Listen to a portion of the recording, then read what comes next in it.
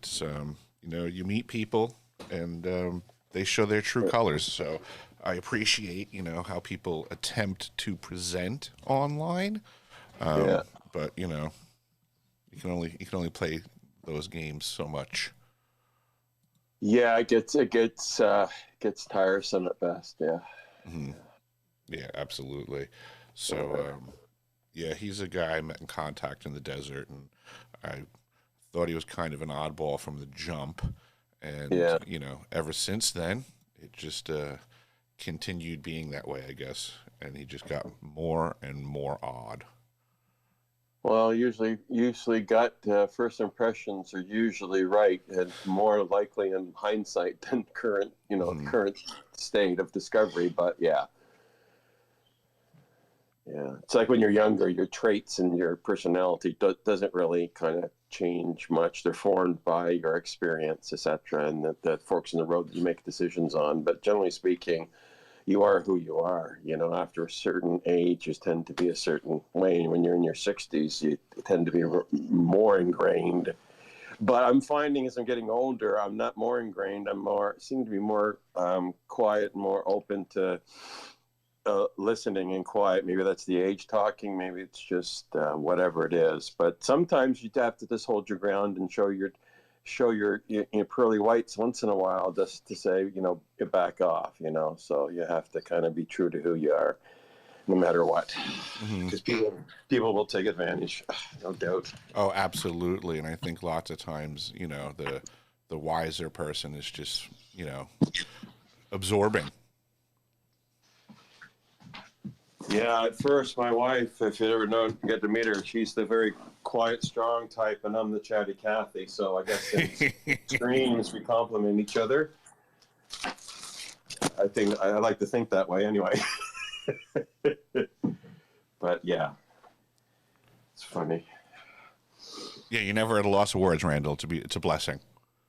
Yeah, when I was listening to the I don't know what it was, one Spaces 2 or 3 days ago. You were talking about we all have the Italian in us, and I Hmm. always liking, and I can't talk without gesturing. Same So I'm the here. same way. Yep. And that was when you were on interviewing different people. And yeah, if I was in a hostage situation and they said, Randall, we're tying your hands behind the back, you got to tell us where the safe house is. I can't, man. You got to untie me, man. I Yeah. can't tell you anything until my arms start moving again. And Hmm. I was thinking of that comment you made that in the space that I said, oh my God, yeah, I can't even standing doing this now. I'm kind of milking a cow talking to you. It's like ridiculous. Yeah. So no one's near me. I've been guilty of getting too enthusiastic and smacking someone upside the head inadvertently. Yeah, that was the weirdest thing for me for the Sean Ryan interview when right before the cameras went on, he was like, can you just make sure you keep your hands still? And I was like, whoa, that's weird. Yeah. Yeah, I could see internal, and I could relate to the internal kind of like you're answering a question and don't move, don't move, don't move, don't move. Yeah. So it's like, Yeah. yeah, Yeah, like I was totally focusing on pinning my hands to the armrests on the chair. That's a really strange. Well, I don't know. It's people's host. It's host versus the environment versus the guest. So you kind of try to be accommodating, but that's a kind of an interesting one. Yeah, and I mean, he framed it in as so far as like, he wanted me to stay in the frame of the camera. So, I mean, it was in my mind, a reasonable request. Right. So, yeah, I mean, you grin and bear it. Yeah. So is that your most recent photo you got in your PFP there? Yeah, that's a combination of testing AI from an old, decrepit, no one wants to look at me picture versus some other guy posted something online and said, fuck, let's merge them together. Keep the ladies guessing. Mm-hmm. Long, luxurious locks. Yeah, I used to have them when I was 16, 17, 18. Yeah, close to that look, but no, that's half of it fell out and the rest was given away. I guess I don't know. To the hair fairy, I don't know what the hell. But anyway. So did you like the dancing salmon and the tricycle? Oh, I forgot about that. They were Oh, they weren't actually animated though, correct? No. Okay, I'm like, wait, did I miss something? Too funny. Yeah, no, that was good. I guess anything can be accomplished. Yeah, that's now the counter thing is now that you're actually in, when you're talking about people for ideas and creative writing or whatever. Now you have prompts now for AI to tell it to be more human-like and less detectable that was AI generated. So you're creating one level, then you're creating another subset of another level to cover your tracks of the first one. It's like I don't know. It's a rabbit hole epitomized, I suppose. I don't know. Yeah, I wonder who's gonna, in the not too distant future, there's gonna be so many people that just gonna think everything's legit. Saw it on the internet. Yeah, then the opposite's true too. The other way around too, which was didn't Odie have what Odie? Yeah, Garfield had Odie the dog, right? Odie had the chain, didn't he? Had the chain? I don't think he was running around, or was it another dog? I'm inflating studios maybe, where the dog was always on a short chain and would always run. Are you thinking of Tom and Jerry? Oh, maybe. He was always chomping, and then Tom would be sitting there with a hunk of wood, turn it into a baseball bat off his chomping, and whack him upside the head. Not that I don't deserve one of those once in a while, but still. Oh, we all do. Yeah. Any main topic for discussion today, or is it general free-for-all? Oh, it's usually general free-for-all, but I do throw things up in the nest that would, I guess you would say, be recent topics of interest through posts that I've put up. All right, cool. So one of my all-time faves that most people don't know about is this guy Lloyd Berkner. So he was part of Admiral Byrd's original expeditions, and then went into Brookhaven National Labs. Was a big hand in the creation of the United States Antarctic Program through the creation of what's called IGY, International Geophysical Year. Because after the Byrd expeditions, he suggested that it would be great if we started paying attention to the activities of things moving in and out of the atmosphere in Antarctica. Right. And then we got all the science going on down there, and then he became part of Brookhaven National Labs and effectively was the man that JFK was going to meet on the day of his demise. They were going to have a public speaking engagement, and they were supposed to share information that was going to change the world, theoretically. See? But nobody talks about Berkner. Nobody talks about where Kennedy was going. See that? The little details that they avoid, in the discussion, right. Randall, those mean nothing. Yeah, the little nuggets are the ones that probably got the greatest gold content in them. If we just took time to stop and look, right? Yeah, I ask people that all the time now. I'm like, don't you think it's weird that nobody knows where Kennedy was going that day when he was stopped from going there? Yeah, right. That's true. Yeah. Where was he going? Oh, I don't know. Yeah. I don't know. I have no idea. Yeah, because that must mean nothing, right? Yeah.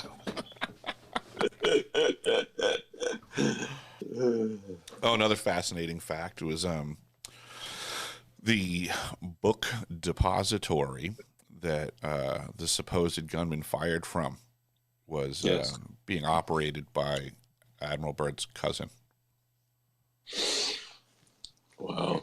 And then that same Byrd that possessed the building had the window that the shooter supposedly hung out of removed from the building and put on display in his home. Okay. That's not weird, Randall. Not at all. The freaking gauge is going. There you go. Yeah. Wow. Yeah, just a little memento from something that means nothing. You can string as many coincidences as you can together, and still there is, like they say about joking, there's an element of truth to a joke, punchline, whatever. You're being jest at someone else's expense. There's always an element, so why not that? I mean, it's just like, wow. trying to see this. Damn, this app is so annoying because it's like I put this stuff up in the Nest. Yeah. And then I can't even take a look at it. Well, that's weird. I put 4 things up there, and I can only scroll in one slot over, and then it doesn't let me scroll anymore. Well, yeah, technology is a wonderful thing if it works.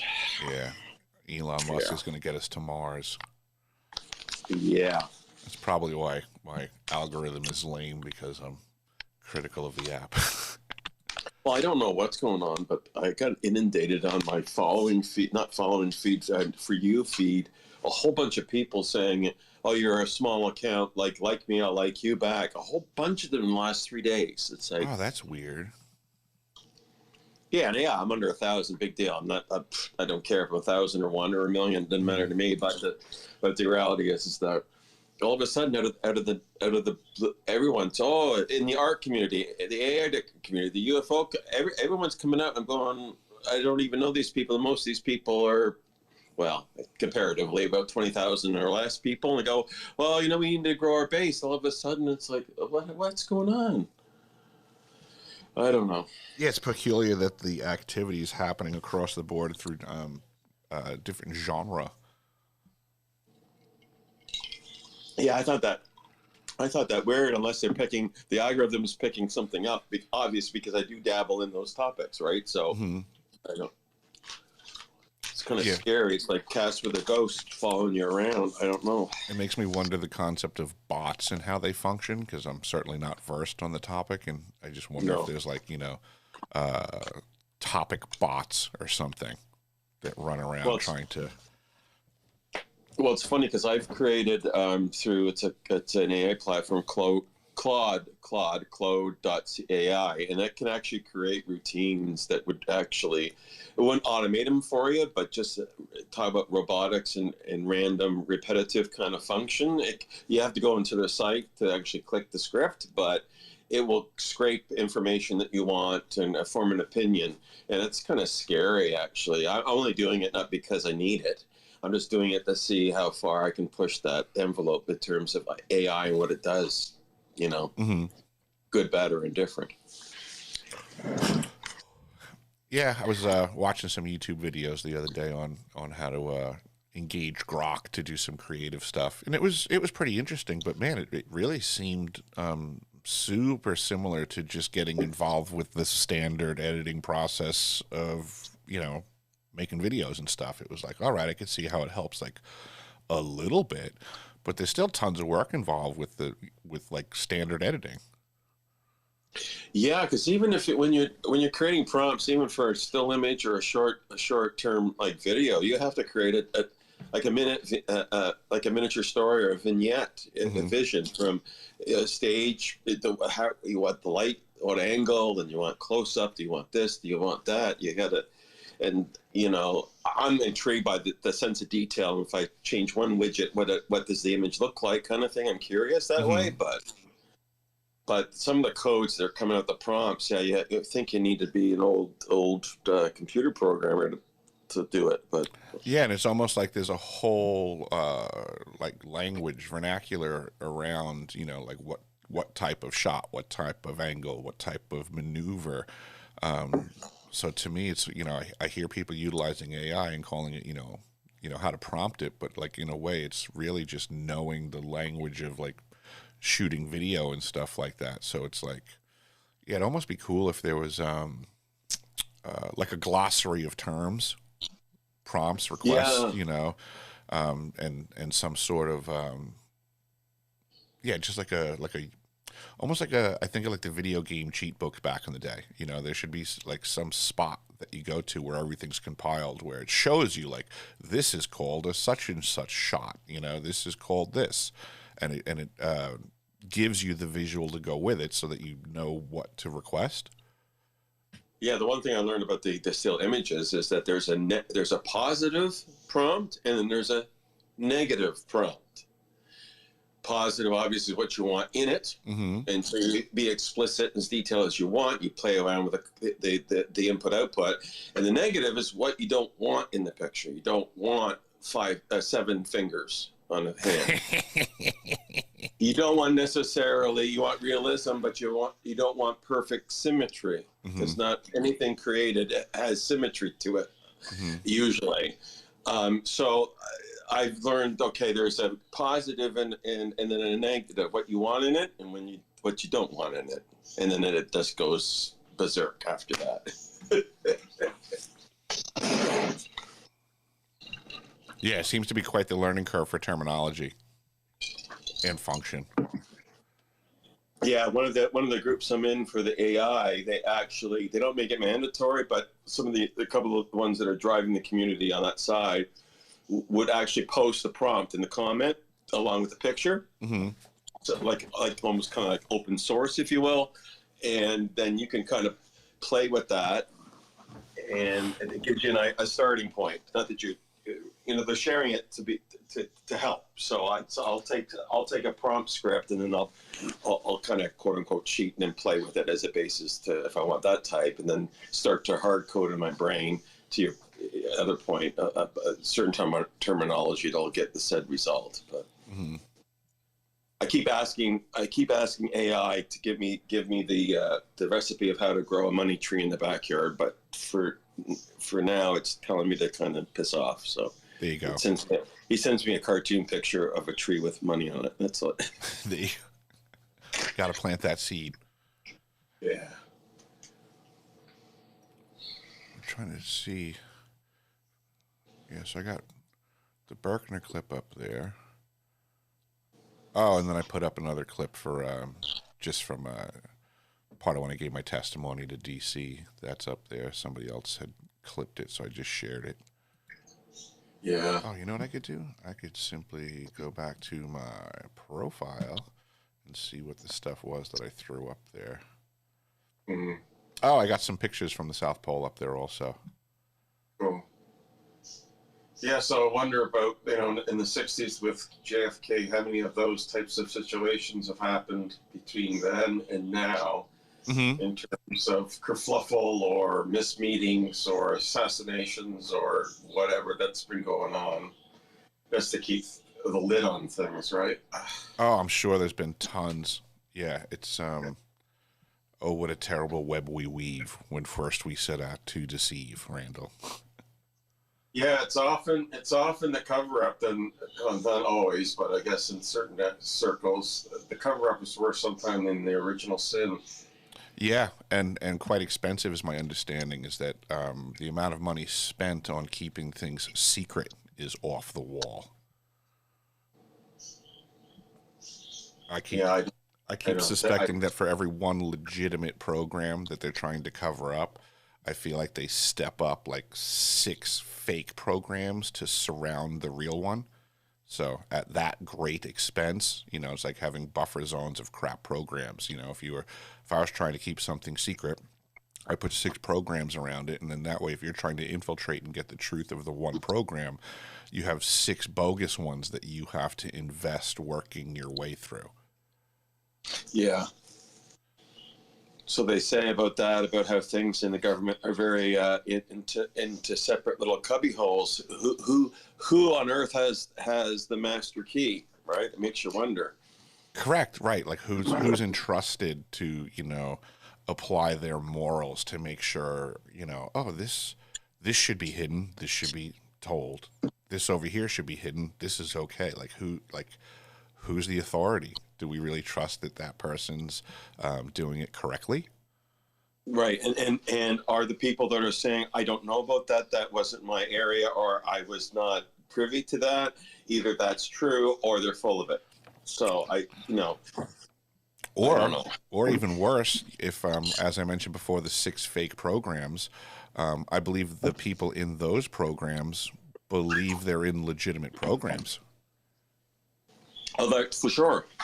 So then now I believe when we see whistleblowers being ponied around the circuit, I believe they're just people that are from the 6 fake programs. So they legitimately think they're whistleblowing on something, but they don't realize that they've been hazed, they've been had and bamboozled. Right. and now they're being, paraded around as useful idiots for the overseeing authority that gets to decide what's presented as true or not. And I guess as a direct impact to that, potentially those people are tarred and feathered for doing nothing really wrong. Yeah, in a way. In a way. Yeah, I mean that's it's a really weird quagmire that now, because people are like, well, if how come they're not being charged for whistleblowing? And it's like, well, I mean, if it's a scam program, then effectively going public with it isn't actually wrong because what they're talking about isn't true. It's not right. It's not true. And I guess to the higher level about the gatekeeper, who decides then under that premise, those signed NDAs mean what exactly, right? And who's going to make that determination? Right. Yeah. Who's going to know from what angle? Yeah. I think it's really wild. And then, we do hear from, I mean, I'm going to say everybody for the most part, because I can't think of an instance where it's not the case, but they're always like, well, I can't discuss that part. I'm not allowed to discuss that part. So it's, I mean, right there, it's obvious they're being handled, manipulated, and they're more of, a dog on a short leash than they are a legitimate whistleblower. Yeah, because I don't really understand that. I mean, it kind of goes against when I was new to the kind of circle in that area. I just thought, okay, you're going to say something, but you can't say something. Okay, so then do I say anything at all? Right. But I guess to the point, they're thinking that in the world, if they live in the 6 cities of those programs, they don't know any better. They don't know any different, and they're sincere in their thoughts and their feelings, and they're going to do this. But I don't know. It's just weird. It's just, and then you get everyone else that knows everything about everything, and it doesn't have a clue about anything and everything. That must be hard work to make. Like I always joked about that. Working for a living is one thing, but pretending to work is really hard. That's an art form. That's what politicians do. Come on. I know. Come on, Randall. They're working really hard. I know they do. They work so hard. The other thing that I find wild when it comes to the whole disclosure conversation and UFOs is how much information is being discussed contemporarily that was already in books decades ago, but is being paraded around as new information. Yeah. And it's like, come on, folks. It's like it's in many ways to me, it's just like some sort of plagiarism. Nobody's we have people contemporarily like, oh, I've done research and I looked into, and it's like, no, you read a book from 30 years ago. Like, just say the name of the book, say the person that wrote it, and stop acting like a researcher. Well, yeah, or just doing your weekly book report. At this, yeah. Mm-hmm. Yeah, we're getting cliff notes of decades old history, and the sensational stuff. Yeah, the people that are with us and maybe eventually no longer with us that used to hold the key. Who knows where that baton has been handed off to? We don't know. Mm-hmm. Yeah, that's where the problem of compartmentalization shows up. Yeah. Breaking down those walls of compartmentalization. It's such an effective means to hide stuff. I mean, that's one of the things that I've spoken about, like almost ad nauseum at this point regarding the South Pole Station, was how 99% of the people went to their compartment every day and did their thing and had no idea what was going on anywhere else, and was being ego stroked into thinking that their project was the most important project at the facility. Right. And that, like, as if everybody else's project is in support of theirs. Yeah. And it's like, oh, geez, guys. I guess they had to do that to keep everything on an even keel, because if things were found out differently and you're in an isolated area, all hell could break loose. So it's like, yeah. Mm-hmm. Yeah, all hell would break loose periodically. I'm sure. it made the days more interesting. We used to joke around and say that, you know, we had the most boring jobs in the world that were randomly broken up with moments of sheer terror. That's to break up the monotony, right? Yeah, the alarm bells would ring with great regularity. Man. But it made the day interesting. I actually found I have a video from an event that was I can't remember if it was a drill or reality, but I have I think it's like a 30 or 40-minute video clip of the emergency response team in full activation mode. Wow. Yeah, loss of power, alarms going off. I mean, it's I wonder if people would want to watch that, because it's alarms and stuff going off. So I mean, the audio, I mean, it's legit. Like it's a perfect representation of how things went down. But I think it might drive some people mad with, you know, right. the alarms going off the whole time and, you know, trying to figure out the communications. But I mean, that's the environment. You know, that's what it's like. Wow. Yeah. That's Yeah. something. Yeah, I relayed that situation you had in your younger days with the beach towel in the toilet, and to my wife, and she goes, "Wow," she said, "Yeah, that's quite the something. That's quite the something." I said, "Yeah." Right? How does one do that? They all had, you know, Hot Wheel cars, you know. Oh, toys, forget about it. I had that conversation a million times. So, Like beach towel, like really? yeah, so many times I go to a customer's house and, you know, they got kids. I mean, I get it. I understand. I know how life works. But I also understand how kids and toys and toilets work. They love flushing them down the toilet. I know. And lots of times they get jammed up in there and you can't get them out. So the end result is you just have to replace the toilet. Yeah. So I would communicate. I would have this conversation so many times, Randall, where I see toys everywhere, and I say to the customer, you know, is it possible that your child put a toy in the toilet? And it was so funny how everyone was defensive. They're like, no, I tell my children not to do that. And I'm like, okay. So you have the kids that listen to everything you tell them. Copy that. Like, yeah, telling has nothing to do with doing. Yes, correct. So I would give them the option. I'm like, you know, I said, if you want me to try to unclog the toilet, it's going to cost this much money. I said, but if it doesn't work out and then I still have to change the toilet, it's going to cost you more money, you know, like, so like, I'm just giving you the option right now. Like, your toilet's old. Do you want to just pull the trigger? I mean, and just get a new toilet. And, almost nobody wanted to do that because they, you know, their kids were perfect. But then, you know, it would get to the point of me, you know, removing the toilet, flipping it upside down, and then, you know, showing them, you know, from the bottom of the toilet looking in now that, like, hey, look, there's a Barbie doll wedged in there that won't come out. You need a new toilet.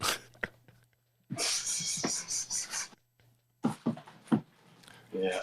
And then, of course, they're wholly disappointed in the kid. Like, you know, I got kids. I understand how kids work. You tell them to do something, you walk out of the room, and then they get their little evil smirky faces on and start jamming G.I. Joe guys in the toilet. Yeah, I know. But yeah, that beach towel one, that blew my mind. That's totally wow. That's wow. I feel like the thing was a damn near 6 foot, like full on, like, you know, I mean, not once. I swear if you paid me $1 million and challenged me to get it in there, I couldn't do it. No, it's like, wow. Wow. I don't know if you remember back in the day, but Paris Hilton and one of her friends had a TV series called The Simple Life, where they went around and tried to, like, live the lives of poor people. And right, yes, I kind of vaguely remember, yeah. At the time, I was doing work for super affluent customers most of the time, and I was like, man, I wish I could have, like, a camera on the brim of my hat and do a show called The Service Life. and just Wow. let people see the conversations that I had to go through with super rich people in their mansions. Like the reverse end. Like, let's show the poor people what rich people live like. And all the dopey Wow. conversations. Listening to some lady in $9,000 worth of pajamas tell me that a $250 service call is an expensive ripoff. Yeah, that's funny. I used to say to my dad years ago, I said, up to drive through at McDonald's and said, what the hell is a guy here in a Cadillac for? He said, that's why he's in the Cadillac, because he's going to McDonald's. Mm-hmm. Yep. Yeah, rich people don't like cutting checks. They just take the money. They don't give it back out. Hence, they have the money. Yeah. Yeah, years ago, they used to have some guys at the city, they would, the trash and all that, and go to the affluent area. One is called the Bridle Path. The other one's called Forest Hill in Toronto. And if they didn't like the color or something, brand new toaster, brand new blender, just put it at the curb. Mm-hmm. Yep. And the guy would fill his kitchen with a new appliance. Said, what'd you do? Just win the lottery? No, he said, this is accumulation over a couple of years worth of this people that's brand new in a box that couldn't be bothered for sending it back, and that was that. We used to joke around. There was a town on Long Island called Seacliff, wealthy folks, and we would joke around that you could refurnish your whole house just by going to Seacliff on garbage night.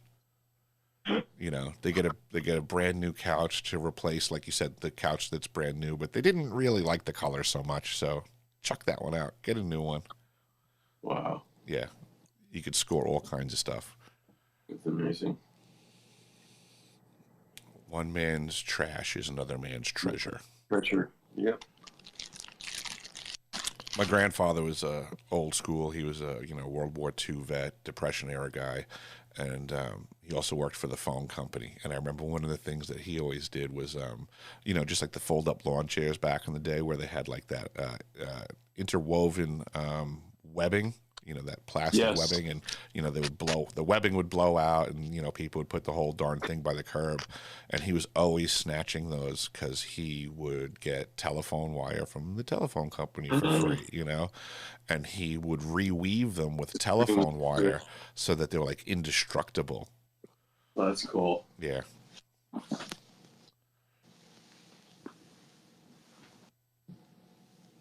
Oh.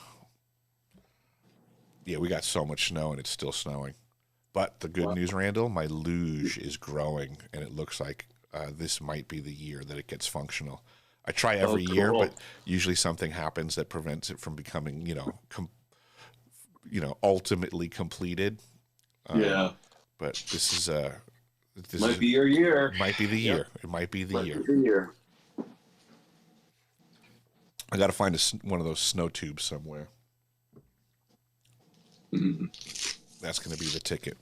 After I get off air today, I'll jump back out. There's a ton of snow in the driveway. So basically the lay of the land is like from the street going down the side of the house into the backyard and across the back end of the backyard. Like the whole property does have decent pitch. Like it's not screaming downhill, but it's definitively going downhill. So what I'm doing, I'm getting the back end pretty well set up, and then once that's set up, I'm gonna like stack a whole bunch of. I have a snow thrower now available, so it's pretty handy to move snow. And that's cool.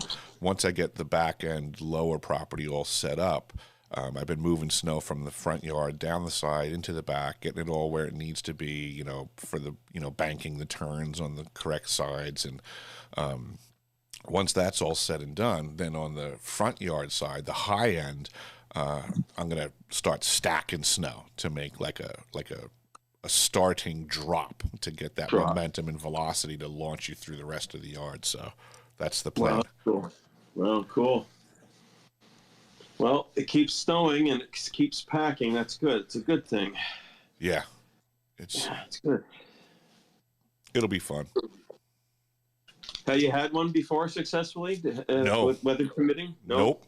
Nope. I've been trying for a few years since I've been at this property, and it's just always, something happens. We either get a warm snap, or I wind up getting a particular job where, it just takes me away from maintaining it and getting there. Like it's just never come to fruition yet, but fingers crossed.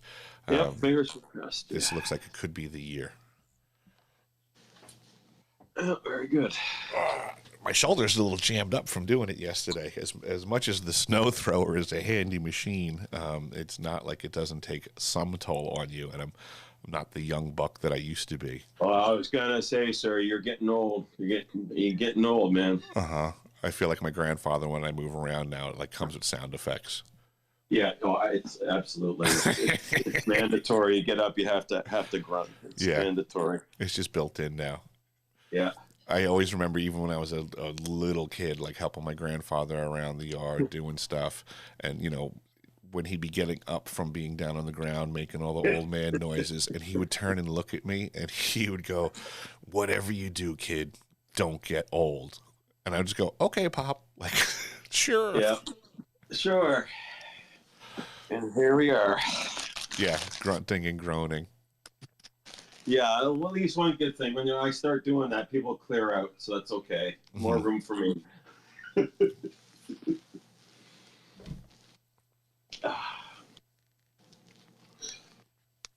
Have you followed this Jake Barber guy at all through the whistleblower community? Skywatcher?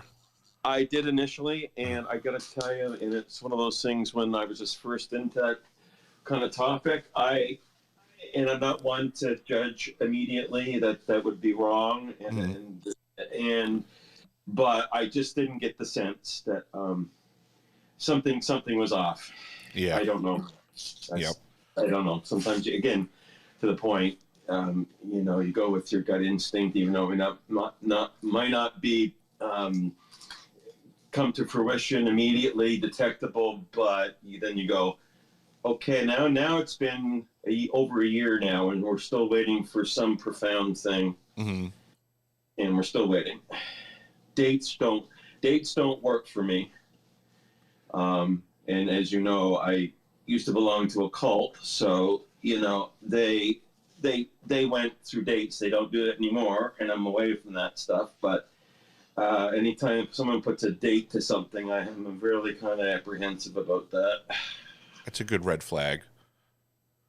Yeah. Yeah, that's one of the things I was just noticing with this Barber character was that he had said a whole bunch of stuff about things going down in by the end of 2025. Well, the date came and passed, Randall. Yep. There's a couple now up in that space too that have kind of saying now Easter of this year or maybe 2027, and there's a lady that visited and the time is nigh, and I'm going no. Time is nigh, all right, for my sanity to run out. So now I actually don't recall. You had just made a mention of prior cult association. I'm not recalling. Yeah, I was born and raised a Jehovah's Witness for years. Oh, okay. Yeah, they are quite a bit culty. Yeah, and I was into it until I was in my probably late 20s, I guess. Mm-hmm. And 1975 was the date that they were fixated on as far as end of times, and the people were of two minds. Mm-hmm. They either gave themselves up to that idea and just lived, straight, or they decided, hell, after 1975, I can run debt up to my eyeballs. The system in which we live will not be here, type thing. Mm-hmm. And so, and people would withhold not going to second education because the end is coming, and so you don't need to do this and that. So anytime someone says to me, "Yeah, I'll meet you at an appointment," okay, that's one thing. But if it's something like, there's an earth-shattering event that's happening at this time. Nope, sorry. I'm going to hard pass that one. Mm-hmm. I assume you did the door-to-door knocking stuff at some point? Oh, yeah. That's the one thing, not so much that, but the one thing that I will not take away from is public speaking. Okay. the skills that were required beyond the theocracy to stand up in front of like 200, 300, 400, 5,000 people and have they call them quick little talks based on stuff. That helped me be able to present myself in a certain way, just generally speaking, that I wouldn't probably have had the opportunity to exercise that. If I was to choose to even be in the space, say, with you, I would, it would be a hard tether to tie together, but I think that layer of reservedness and shyness was overcome by putting yourself out there on a regular basis, regardless of the subject matter. And so that, I think that I took away that as a positive. I think that's a big positive, actually. Yeah. You know, I mean, a lot of people are terrified of public speaking. Myself personally, I mean, when I went public was first on YouTube, and I loathed getting on camera to do the stuff, you know, like I would have to, you know, try to psych myself up, have, you know, some semblance of a conversation, and, you know, trying to get the studio dialed in. You know, I'm kind of a perfectionist in my head, but yet things didn't necessarily go the way that they were supposed to, because I was learning how to do things. So, you know, if I hit a wrong button in the process, like that pissed me off, jammed everything up, and, you know, I'm way more chill and relaxed about it now. I hit the wrong button and I'm like, all right, whatever. I know what to hit the button to correct it, so it's not the end of the world, you know, but it was maddening to me in the beginning. Yeah. So when people inject the UFO space with disclosure with a theocracy, I have a little bit of background in how that kind of can intermingle. And you know, when you hear about people at the Pentagon, they're not going to pursue stuff because they're thinking that, you know, everything around them is angels and demons. Not to say that's a distinct part of any theology moving forward, but it just expands the palette that people are either secular, they're religious, or they're somewhere in between. And so I guess my experience quietly, although not advertised, is that when someone starts talking about not conflating, but those kind of three things together, I kind of am more familiar than maybe some that maybe didn't have that experience when it comes to cult-like behavior, cult-like. Oh, I get that. Yeah, I do find it weird because even like when you just said that, you know, we have these folks that are now, you know, calling it angels and demons. But in reality, I'm not hearing them talk about the angel part. I'm hearing them allude to them being demons and that it's bad. And it's like, well, that just seems to me like fear porn, but by another definition or angle.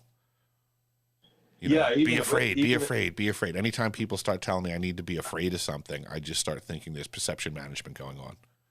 Well, even with the witnesses, being the official stance is not really there. But if you dig deep, it's not that they don't discount the fact that if we were created in the way that we were created, it would be kind of foolish to think that exclusively Earth is the only the depository of said intelligence. So they leave the door open without saying anything. So even the witnesses in their cult-like state do kind of admit the fact that you know, we don't know everything about everything, but if it's any indication what's here, it's very possible something else exists somewhere else. So yeah, I feel like I've always harbored that thought in my head ever since I could think when I was a teeny little kid. Like, I didn't kind of really care what anybody else said. I just looked out and about and was like, the cosmos is pretty freaking big. Like, there's gotta be life other places. Like, just that's hands down. Like, that's always been my opinion. There's got to be something going on somewhere else. It's just you don't need to be taught that. I think that's inherently part of. I mean, the one picture I saw just recently too, but it probably is an old picture, but it was a picture profile from I think the Hubble. I don't know, but it was a shadow of the Earth and the shadow of whatever planet ahead of that was Mars, Mercury, I don't know, in front of the profile of the sun. Nice. So it has this long shot of basically Earth and say Mars or whatever, and then the sun, and like the planets are little tiny little dust bunny, Mm-hmm. dwarfed, completely micro dwarfed in comparison. But yet we get the right amount of light, we get the right amount, so you kind of wonder what's going on, right? But yeah, to your point, when they're saying the angels and demons, it seems to be lilting to, oh well, it's a bugaboo, we don't talk about it because it's all bad, or it's all good, or it's whatever. Yeah, they definitely want to keep people's attention on fear, fear, fear, fear. Must be afraid. Be very afraid. Yeah. Oh, interesting. So I'm messing around a little bit today in the X space, X platform, X live, and this is fun. So I don't know if anybody's noticed, but effectively this conversation is being rebroadcast to the live video aspect of X. Oh. So I was doing a little experiment, and if you go to, your X page and you see on the right-hand side where it shows all the live stuff going on. Right. And it lets you know, who's having conversations and who's doing live stuff. I got a hair up my ass, as I often do, and I figured... Wow. Wow. I titled it... Only you and your hairdresser knows that place. I'm not right. touching that one with a 50-foot. So, as I'm sure you guys have noticed in my spaces, typically there's a lot of weirdos that sometimes join in, but mostly just meander. So lots of times when I'm doing these, I'm just sitting on my end, listening and chatting, but then, scrolling through the pages of who shows up and see who they're following and who's following who. Because it's interesting. Yeah, because it usually paints an interesting picture of what the activity is in the space. So today I'm live streaming, and as the weird folks show up, I just jump on their page and start live streaming who they follow and who's following who. And, wow! Talk about putting a finer nail on the head with that one. Wow. Yeah. So as I'm sure you've noticed, the room is rather empty today of weirdos. There's not too many of us anyway, except us weirdos. Right. Speak for yourself, Randall. Yeah. Hey, Wolf, welcome to the space. I see you got your hand up there. Come on in. Hey, Wolf. Good morning. I'm curious, Eric, what your takeaways were when you kind of sniffed my profile, my follower list, and who I'm following. Something, I don't recall looking at your lists, to be honest, Wolf, but I do recall perusing your posts, and the way that I looked at it was like, here's a guy who speaks his mind from a very genuine position, which I have an appreciation for.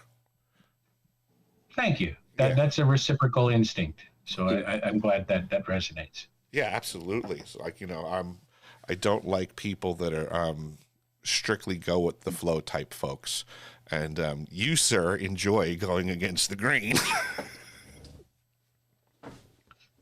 Yeah, I definitely do.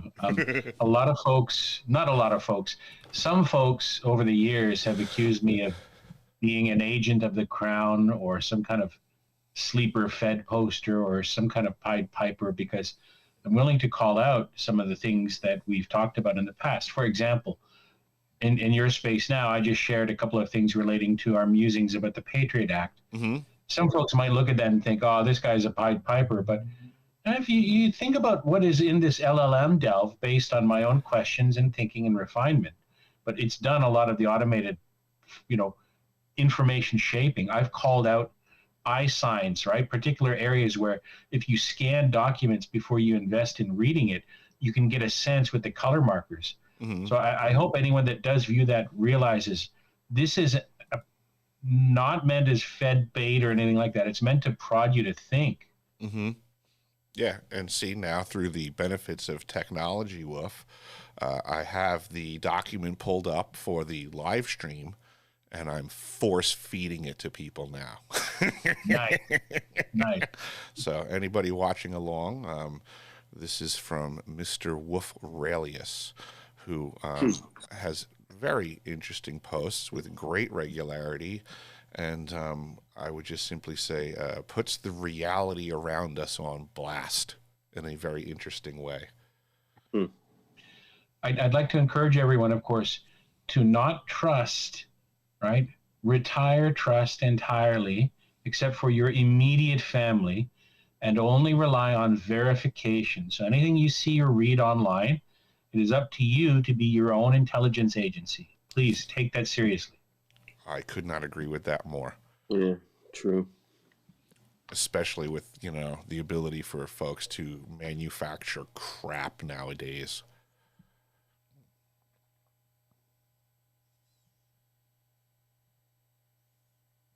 Part of me is like amazed, with the AI stuff that's in the hands of the public now. I mean, to me, it begs the question of how long was this stuff around in the hands of folks that we didn't know about? Look at what could be manufactured today. If that technology was hidden 30, 40 years ago, I mean, what does that mean about the news that people were watching, to the level of which it could have been wholly fabricated that no one would know?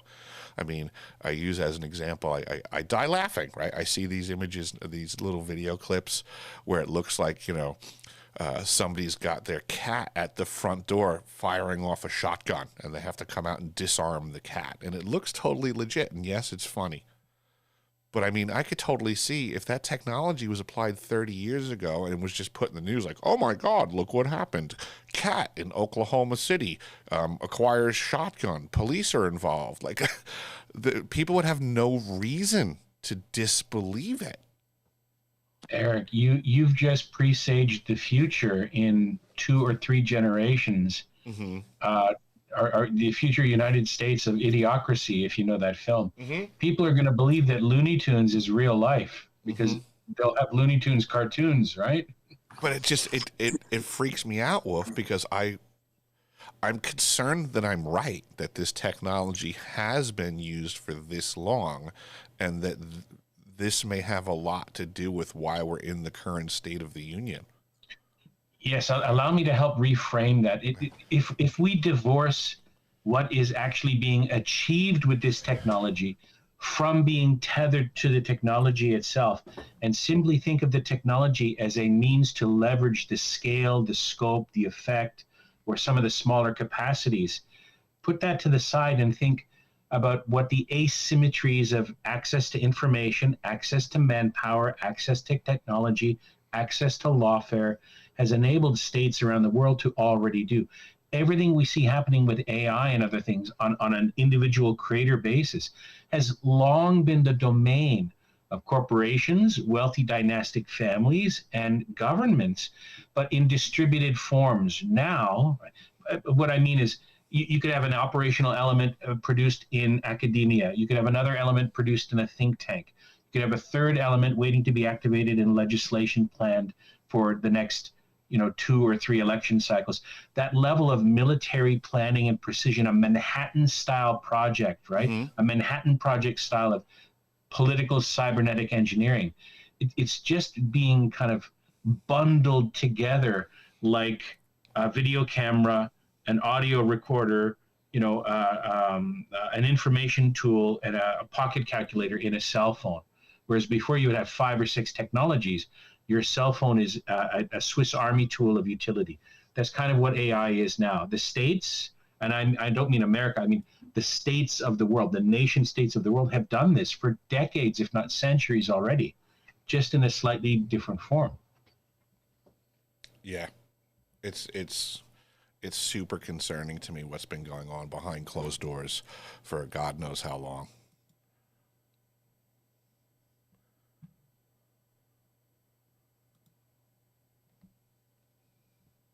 If you're speaking, I thought my mic was open. It wasn't. I just I just said it's super concerning to me what's been going on behind closed doors for God knows how long. It's challenging to even like, as bad as things are, right? As bad as things are of what we are cognizant of, it's hard to imagine how bad they really are from what we're not aware of going on. Like, it's already bad enough the things we do know going on. This has got to be tip of the iceberg activity that we're privy to. I understand the directionality of that thought, but I think that if we just take two examples from an American perspective, international/American perspective, Jeffrey Epstein and everything attendant to him, and every president since John F. Kennedy, right? Just those two instances alone, I think those are bellwethers of such resonant depth. We don't need to imagine horror movie boogeyman stories already, because they're literally lying right in the open for us if we just look at them with clear sight. Mm-hmm. Yeah. Right? Everything connected to Epstein and the recent administrations of the United States, again, since Kennedy, have indicated that there is an ongoing top-down class war being prosecuted using the machinery of American state against the primary stakeholders of the American Republic, which would be the citizenry. Mm-hmm. And we know that there is human trafficking. We know that there's organ trafficking. We know that the United States security state has dealt drugs on its own streets through the CIA with crack and cocaine, and through established families with the Sacklers and their opioids. I mean, we know this. Mm-hmm. All the horror is actually in the open now for us. It's just that the bulk of the citizenry will not look at it. Unfortunately, that is correct. I just get concerned that, but wait, there's more, like a Ginsu knife commercial. What do you think is a plausible and grounded, there's more, that is not talked about enough? Oh, other than obviously great question, Wolf. My imagination and research, because it's my imagination directs the research. Up top in the nest, you'll see there's a gentleman by the name of Lloyd Berkner, who conversational we've touched on, but never really engaged the topic. I will go so far as to put forth my belief that there's a high probability of a level of technological advancement that I believe we've touched on the concept of the term breakaway civilizations before, being like, that there's like almost like classism.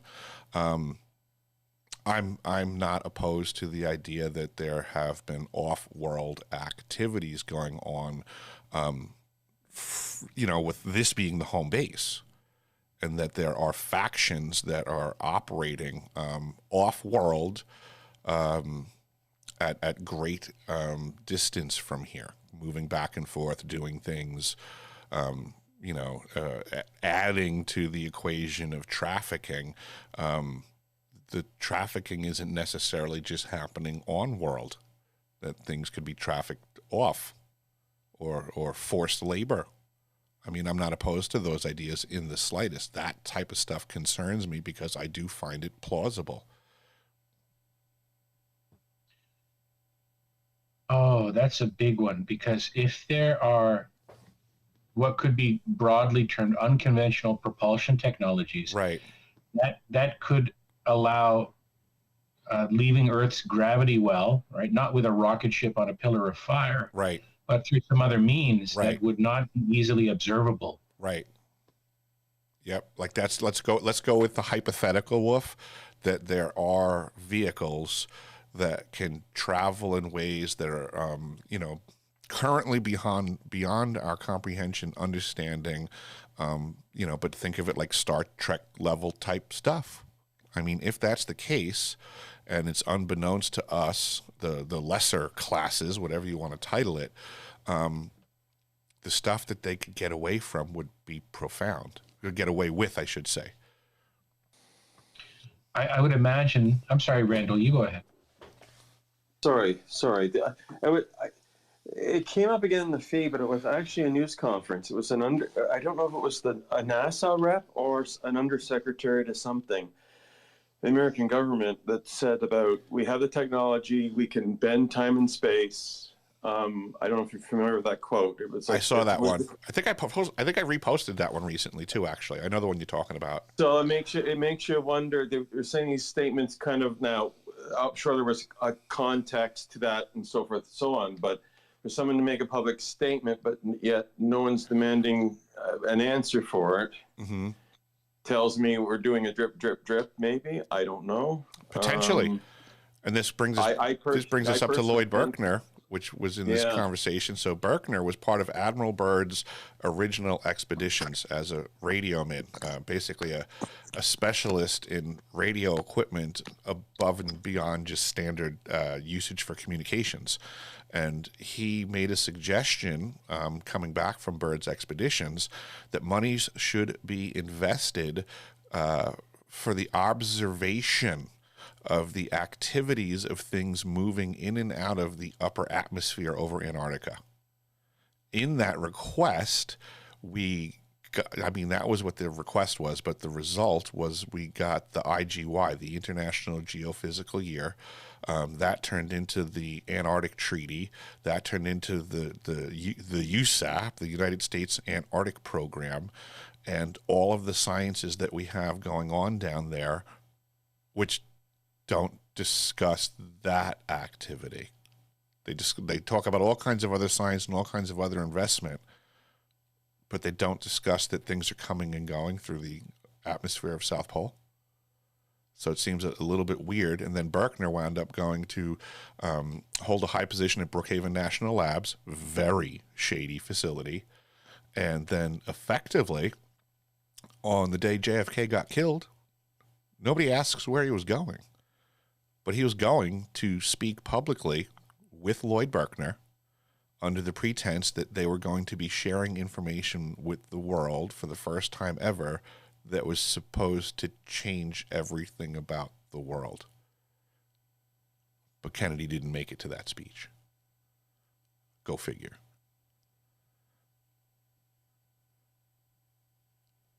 Yeah, Randall and I were just chewing on this a little bit before you came in, Wolf. There's a lot of weird stuff going on with this Berkner character. Antarctica, Brookhaven National Labs, stuff moving in and out of the atmosphere. It's the amount of connections are wild. I think the best research that I see going on connecting all of these things is being done by dark journalist Daniel List. He seems to be really hammering down on the big bird's eye view of the dilemma and the potential for breakaway civilizations and activities of great disparity between the haves and the have-nots. Yes, I think there almost certainly is some form of nascent breakaway civilization that is aiming, I suspect, to maybe operationalize plans to achieve two major ends. One of them being some kind of human seed bank off planet in case there is a planetary scale catastrophe. That is something, if I were in charge of things, I would be funding trillions of dollars into that, because I don't think at this point internationally we could achieve that level of cooperation and maintain national security standards, if that makes any sense. Mm-hmm. And it would be natural for that effort to eventually be overtaken by much more ambitious, much more ethically flexible actors, just as we have seen happen in civilian government. And I think also then there may also be some effort to maybe, if this is nascent technology, and I do believe it is just nascent, meaning it's in early stages, like the printing press was. Mm-hmm. I imagine the printing press was used in ways we could barely imagine early on that seem standard to us now, but would have been paradigm shattering. So I think also what they're doing is likely mapping out, if they are moving through Earth, lunar space, or even just beyond Luna, maybe to the asteroid belt, they're likely mapping resource zones so that when the next real frontier opens up, there are a few frontiers left on Earth that are truly accessible to a mass, a population scale endeavor.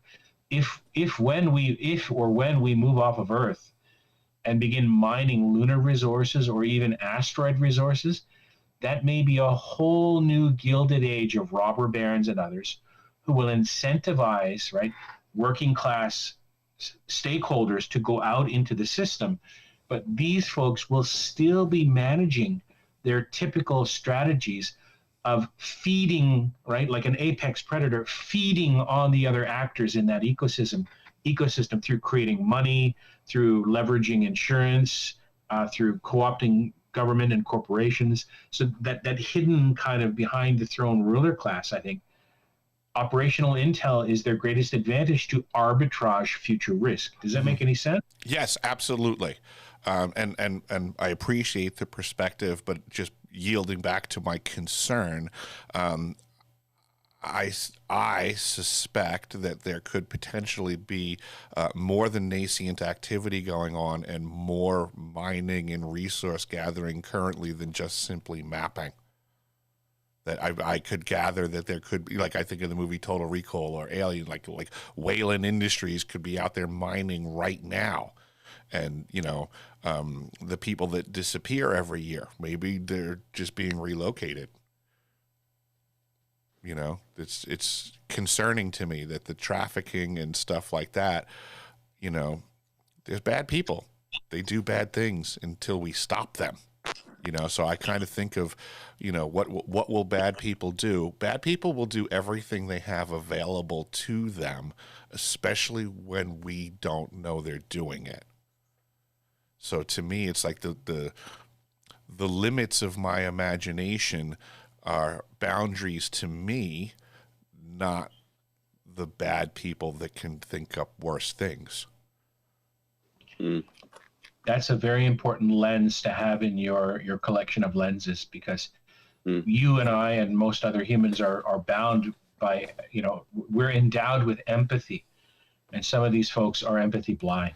Yes, I think of there was a scene in one of the Batman movies where I can never remember the butler's name, but he tells some story about some thieves, and eventually the moral of the story is, Bruce Wayne, you just have to realize that some people just simply want to watch the world burn.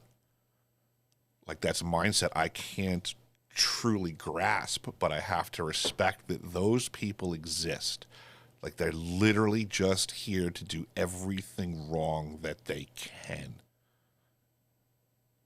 So then we have to look at what wrong can possibly be done, and then unfortunately respect that somebody wants to do that.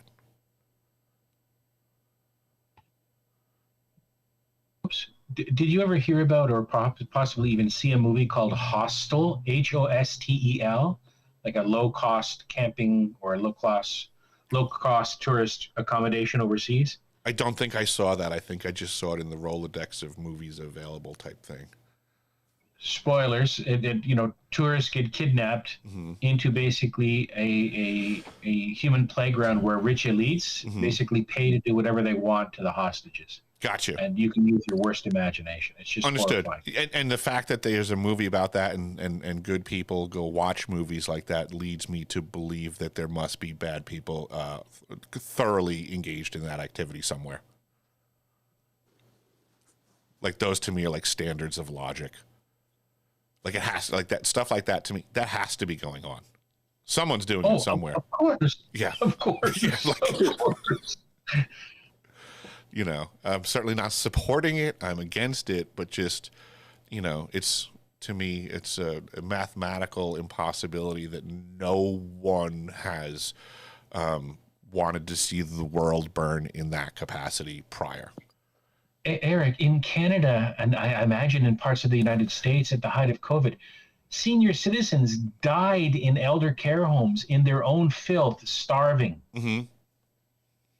Right? Yeah. That was allowed to happen. So I can only imagine what deliberate inflictions of pain and suffering. We had That's it. a different. Are you deliberate. familiar with the story up here? This is a true story, Wolf, that happened up here in Anchorage, Alaska. They made a movie about it. I can't remember the name of the movie, but the person in reality was nicknamed the Butcher Baker.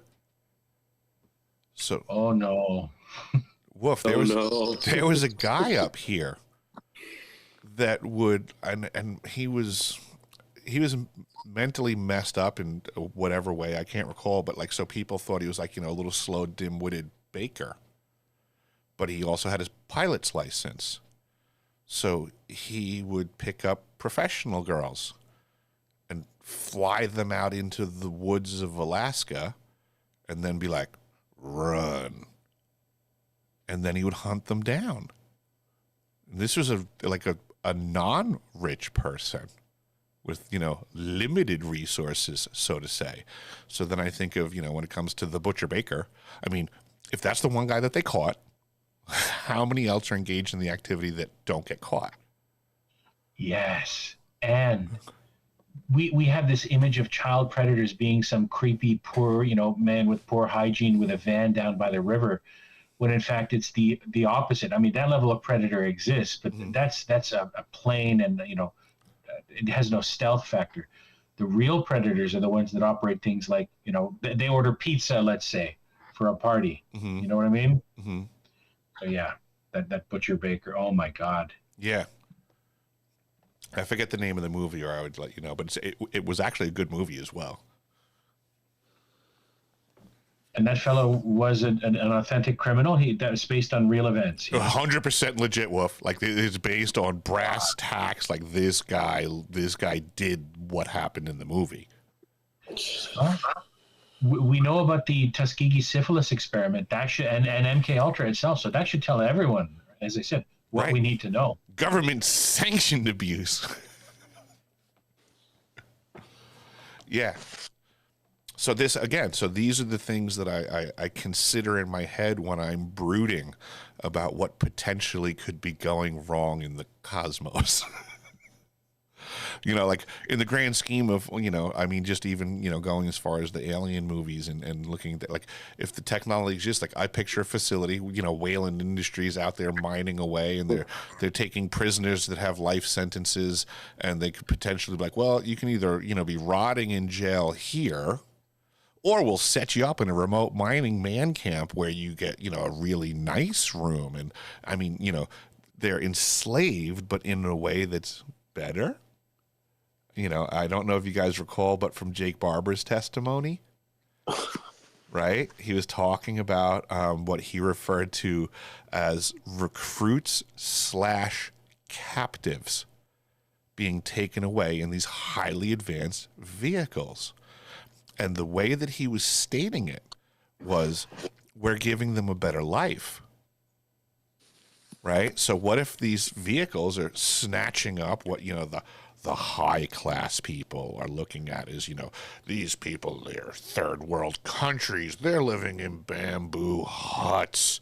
They don't have indoor plumbing. So just because we're kidnapping them to work in our mining colony on Mars, I mean, now they have a nice bed. They have HVAC systems. They have meals prepared for them. This is a better life. There's like justifications being applied now for kidnapping people.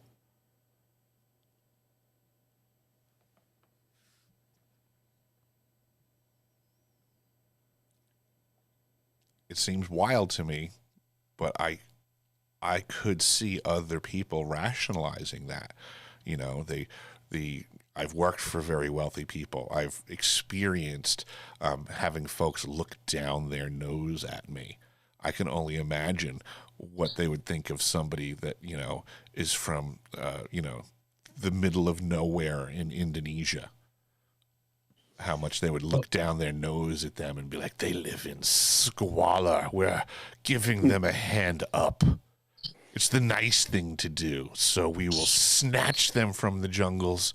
We will bring them to the Wayland Industries, intergalactic mining facility on asteroid B24K. And we're helping them.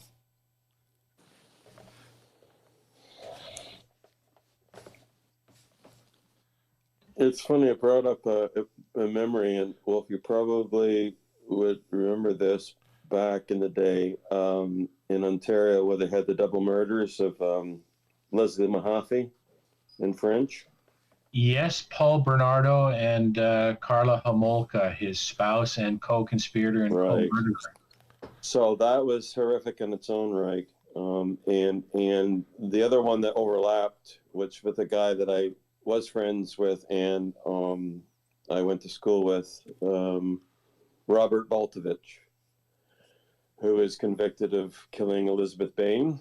And that happened in the shadow of that whole Bernardo thing. And to find out later on, from what I understand, he was exonerated, but it was one of, I think, potentially Bernardo's victims as well. And how things are so intertwined. I mean, the triangle of like Toronto, St. Catharines, Buffalo, that whole kind of area. And I think Bain was a little bit north of Toronto, but that was just two incidences of things that move around fairly quietly that rear their head and become news. But to the point, how many more, tenfold or more, are there things around that we just don't know about? But you got to be your own person. You have to be, because no one knows you like yourself, and people that pretend to think otherwise, we're just a little bit delusional, I think. But it had an adverse effect for many, many years, just on how could this happen and what's happening with our system. And it's people run within the law, some don't run within the law. It's kind of scary. I personally believe, I think that if the car manufacturers could make a beautiful car, they would, but there's no money in it. The body rots out in 10 years, I think they probably have cure for cancer. Someone's got the cure of the common cold, I'm sure, but it's not advantageous for the drug companies. You know how that goes, right? So there's a lot of stuff that swirls around, but to thyself be true, right? So no one's going to do it for you. For those who might not know who Paul Bernardo was, he was a Canadian serial killer from a suburb of Toronto. His girlfriend at the time, Paul Bernardo, his girlfriend was Carla Homolka. She encouraged his sadistic tendencies for rape and sexual abuse, and she even offered up her underage sister to him as a prize. Not for death, but for rape, I believe. She didn't die, did she? Did they murder her? Yeah, they did. Oh, they did murder her too. I think they did. Okay. Now, here's something interesting. If you happen to find an image of Paul Bernardo, his face is highly asymmetrical. And by that, I mean, imagine drawing a line from, let's say, where your third eye would be, your pineal gland, down, bisecting the face through the center line of the nose, right? Your philtrum and your chin, the cleft in your chin. Now, you separate the face into two halves, right? And then you just mirror flip each half. So if you mirror the left side of his face so that it's also like the right side, and you create a new facial image from that, and they do the same with the other side, he will look like two different people based on that flip, right? Most people have a high degree of symmetry between each side of their body, in particular their face. This is a sign of genetic health, generally speaking. It's not a diagnostic you can use reliably. I'm merely observing, right? But it's quite interesting to note that. It's uncanny when you see the two faces of Bernardo with that flip interpretation. Yeah.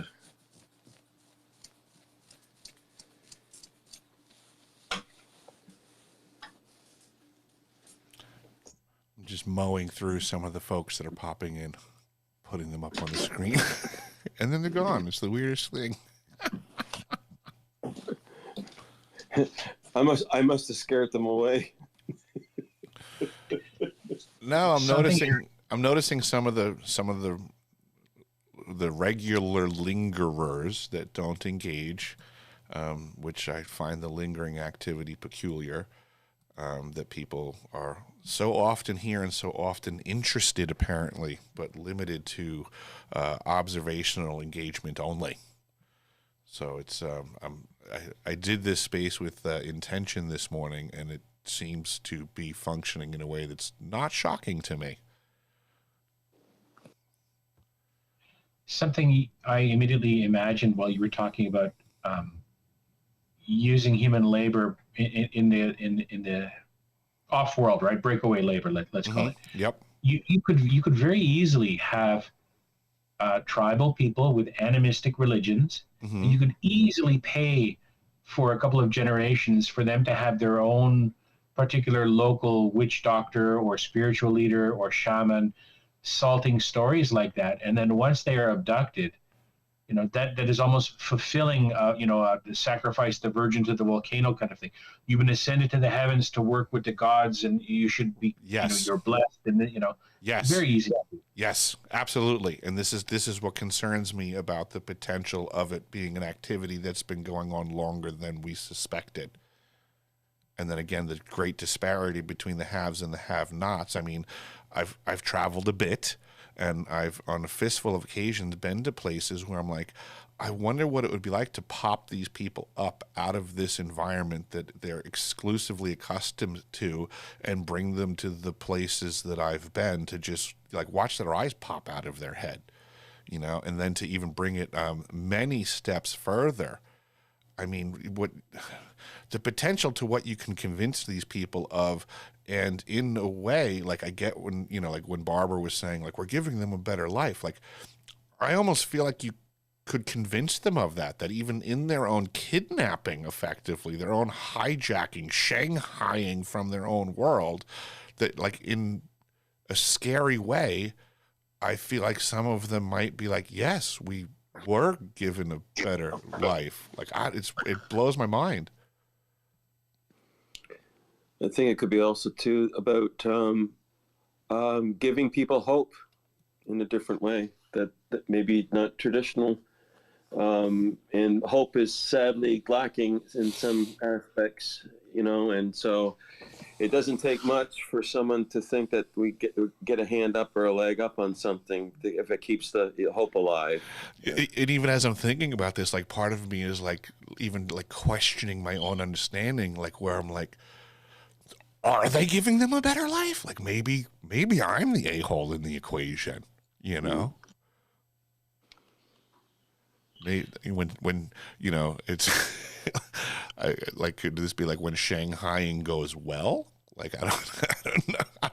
I'm not 100% sure. I don't have all the answers. I just consider that these activities are going on, and in one hand it seems terrible, but then in another hand I start looking at the rationalization that's going on, and Oh, Eric, you just triggered a wild conspiracy, like a crackpot theory in my mind. Go for it. For years, apparently, the enrollment numbers for Scientology have been going down, right? We know that Scientology has a Sea Org, right? Their elite tier where you sign a $2 billion a year contract, $2 billion a year long contract to serve, to whatever. So imagine if, and we do know that because of just one example, Pam Bondi, right? And her relationship with Scientology in Clearwater, Florida. We know Scientology is connected to intel circles, military intelligence, political circles, LDS, the whole bit. You could very easily have an off-world cadre of Shanghai Sea Org, right? Indentured servants overseas. You're fulfilling your $2 billion year-long contract, buddy. Right? Yeah, a lot of false pretenses can be applied, and chicanery.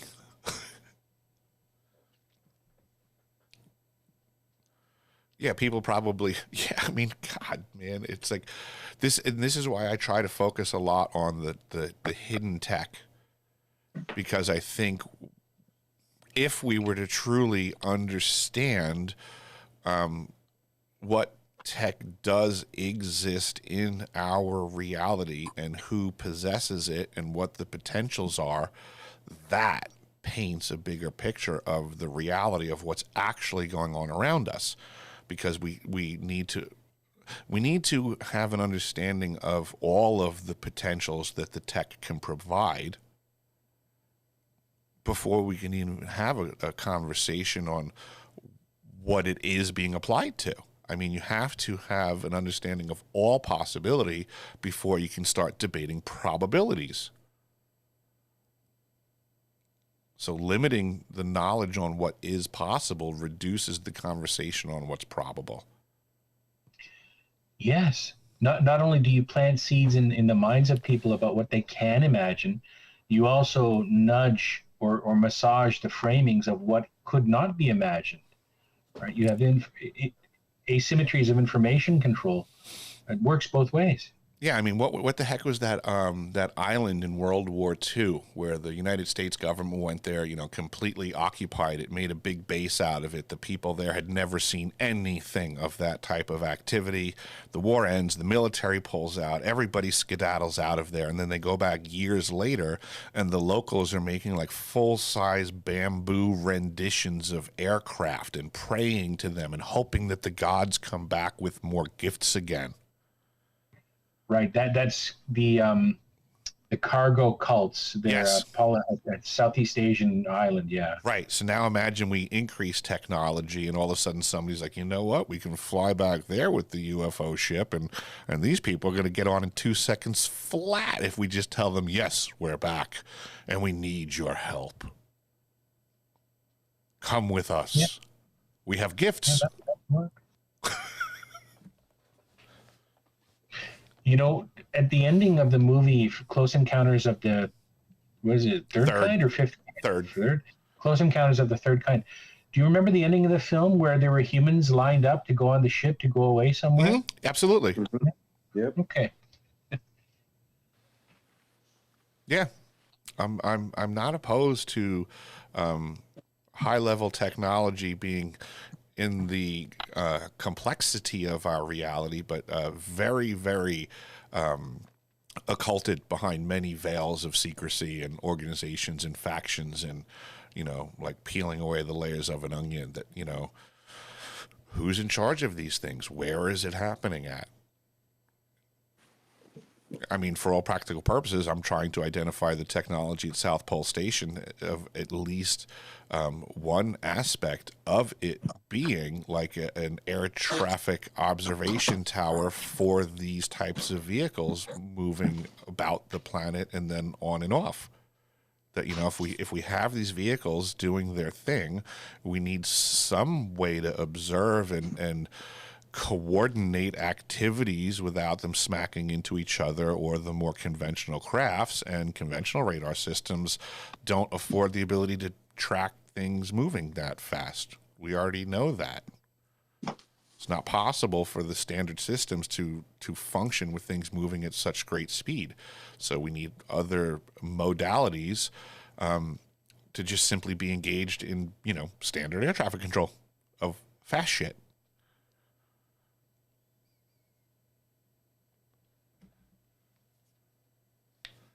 But if there were semi-regular, off-world, off-planet lifts going on, completely out of sight, there are lots and lots of places on Earth, of course, that are quite remote, but nothing quite has every box ticked like Antarctica does. Correct. And then to add a little bit of peculiarity, or I shouldn't say peculiarity, but a little bit more justification to the location. And granted, I'm bad at citing references and resources and stuff, but in my research, I have come across information that suggested that our calculations for gravity are a bit off, and it became problematic for the lunar program. And what they did for a workaround was they found that if you enter through the southern pole, if you go on and off through the gravitational aspects of the moon through the southern pole, that is an effective workaround. So to me, it just makes me wonder: is that a thing that works for all celestial body, so to say, the moon, the earth. Maybe it's easier to get on and off, or in or out of the atmosphere and the gravity of the planet at the South Pole, just making, and what if that's known to everything out there already? What if this is a standard? So making the southern pole of any, rotating round body out there, the point for which you would want to observe.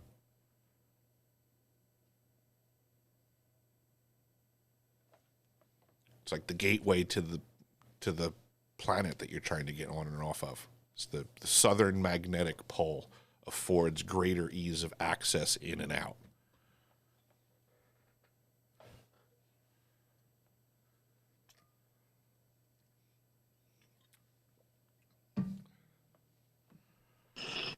Are you so you know all about Antarctica? I don't usually come up and speak at all. I am an experiencer. I do linger. The reason why I linger in spaces is because once you've experienced something, that's mind-blowing, you kind of get obsessed with it. And I don't really want to come up to speak in these spaces at all because I'm waiting for you guys to have disclosure, and then you guys will, listen. But otherwise, it just goes in one ear and out the other. I do know that, you have to have the evidence to get people's attention. So I just listen until you guys have disclosure. But I don't mean to be a dick or anything like that. But no, I get it. I will say, okay. The fact that you came up gives more veracity to your position. So thank you for coming up, speaking your mind, and at least giving a voice to the image. It holds more weight than those that are just this. I guess, Lee, I'll say there's different level of lingering. I can appreciate that there's some folks that do just want to listen. So I'm not claiming that everybody in the world is up to nefarious deeds. But shining a light on the cockroaches usually makes them run. If you're not a cockroach, then there's no reason to be afraid of the light. I do get drunk sometimes That and happens. get in spaces. Understood. My issue is usually being over-caffeinated.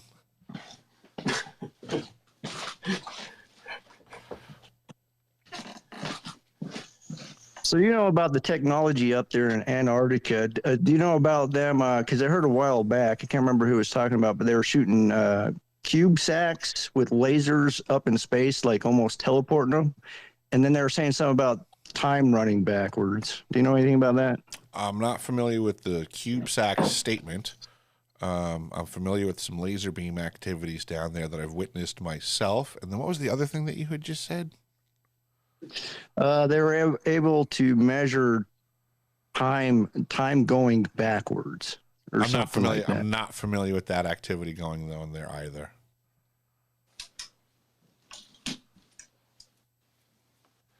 Yeah, I'm very interested in the topic of Antarctica, but of my own experience, I find that a lot of the things being discussed, and I'm sure people will throw stones at me for even making such a statement, but this is why I think my experience matters to the conversation, is that I think a lot of the other stuff being presented is BS fluff that can't be proven, is sensational sounding, but is unsubstantiated speculations to draw people away from the things that can be researched and discussed. So it's narrative control, perception management, counterintelligence, which is why I try to focus on the things that we can prove through technology, through the research that's been going on for the years, like follow the money trail, follow the paperwork. Michael Schratt, whom I have met, I do think does great work on pointing out the paper trails and the funding of these programs. So he doesn't necessarily, I guess you would say, get all of the answers of what is going on, but he does an excellent job of proving something is going on at a massive level. Like that much he can show where the money gets cut out. He can show where the programs go dark. And the activities and the monies are huge. But then the question is, well, what the hell's going on over there? What's this money being invested in?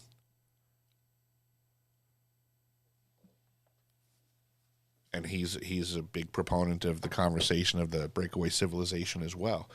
I'm a really big fan of the research of Walter Bosley, Joseph Farrell, and as of recently, they're putting out information stating that as far back as the 1860s, the United States government chopped off $2.5 billion to go into airship research. I would imagine quite a lot of research could be accomplished in the 1860s with $2.5 billion. And then there's a darkness back there for which most people would have had no idea, A, what they mean by an airship, B, what the hell could be accomplished with $2.5 million. And then from 1860s, 70s, 80s, 90s, 1900s, 1910s, 1920s, it's not till 1947 until the public is kind of like, oh, look, a UFO crashed. I mean, could that have been a limited hangout for many decades worth of accomplished research prior?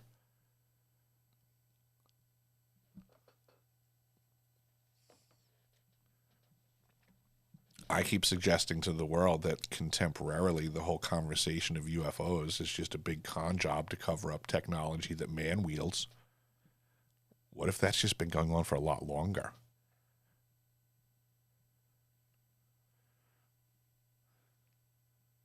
I mean, what if the nascent state of anti-grav was accomplished in the 1870s, Wolf? Then 100 years later, in the 1970s, what if they were at Star Trek level abilities when Star Trek came out? I mean, what if like the series Star Trek, like what if they had an episode which showed that, they're out in space, but they're the breakaway civilization with absconded technology, and the disparity between the haves and have-nots had, Star Trek going on out in space, but 1970s life happening on Earth. Like, what if that was the finale of the series?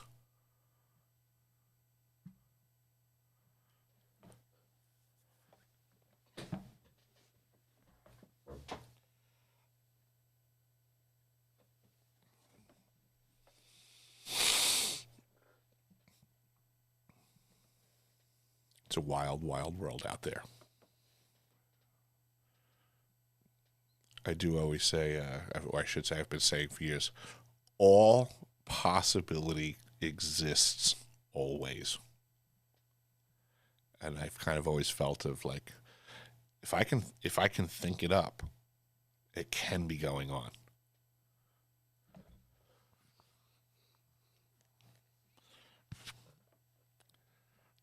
The limits of my imagination certainly are not the boundaries for reality.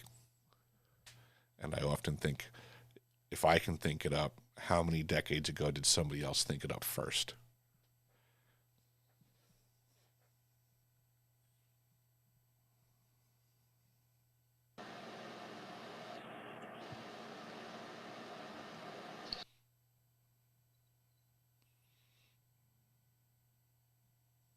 Click the mic twice, Randall, if the UFOs are over your house, bringing you to a Wayland space mining camp.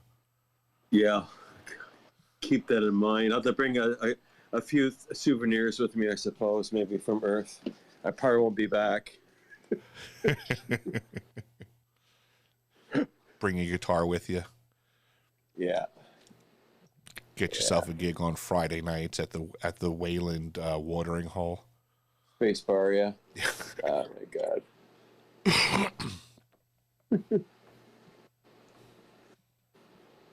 What's that expression? A life imitating art, art imitating life, and you get to wonder if certain things, movies or TV series, when the timing to which things come out or don't come out, and then they come out again. Mm-hmm. They say, "Oh, well, maybe it's the consciousness of society, and that's the topic of what people are talking about," or is it part of the slow drip? Or is it just our perceptions being our intuition and our feelings about our system in a higher refined level? Well, and then it begs the question, like how we were discussing before, where Wolf was saying, like, that there's ways to, pay out the shamans of these folks in the third world places, whatever the terminology was, but like, to then use them to move the ball forwards to, gain in these activities. Well, okay, well, that same logic can be applied to the world we live in. Like that weapon might have been being wielded for many decades already. That we are the ignorant natives listening to the shaman. The shaman, I don't know, being the fucking television, the movie theater. What's the difference? It's just inserting information. It's just perception management. It's just changing people's belief systems. Oh, and lest we forget, there's been, I don't know, tons of fucking rich motherfuckers that have been trying to do that forever.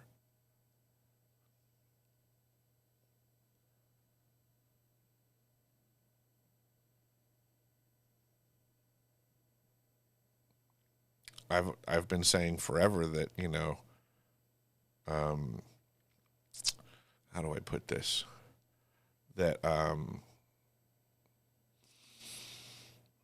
I lost my place. Brain fart. Got distracted by an Antarctic video that's on the screen because it looked like they showed my old birthing unit.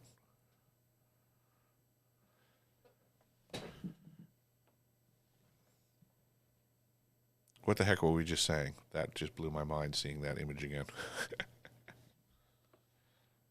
It's like, that's somebody else's video with the place that I lived in. It's about entertainment and movies and how they can inject our consciousness towards our feeds in or shapes our perception of things, basically.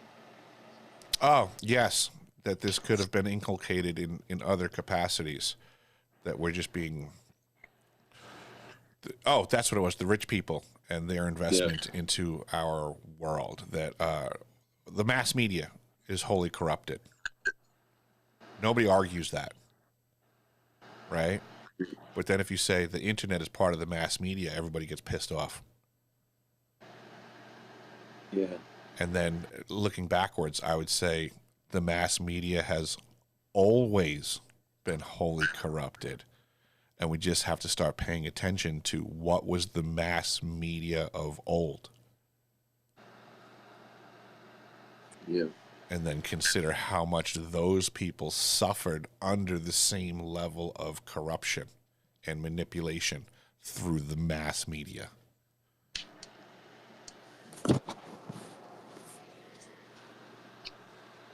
I guess it was a different world because news traveled slower, not as fast and immediate as it is today. So the awareness is more deep, I think, now, good or bad. Yeah, people couldn't revolt as quickly because, that slow drip. Yes, I would imagine there was great disparity between the speed at which some aspect of society could get their information versus another, which, if I remember correctly, I believe that's how the Rothschild family got their wealth, was understanding the speed at which information travels from one group to another and taking advantage. There's some monetary transactions, I think, where they benefited from their own little secret group of intel gatherers that could just move information faster than it was being moved through the rest of the financial markets. So they operated some positions and made bank doing it.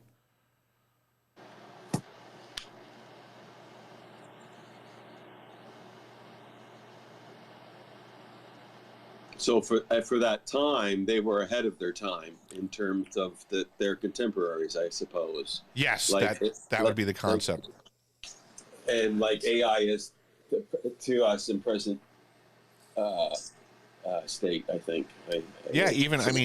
even in the stock trading world, there was a time period where, like, you know, some people had access to fiber optic transmission lines versus, you know, other folks with the older style, and that allowed some brokers to make more money just because of the speed of the information flow to them compared to their competitors. So speed of knowledge transfer, throttling of the speed of knowledge transfer, like these are power player moves.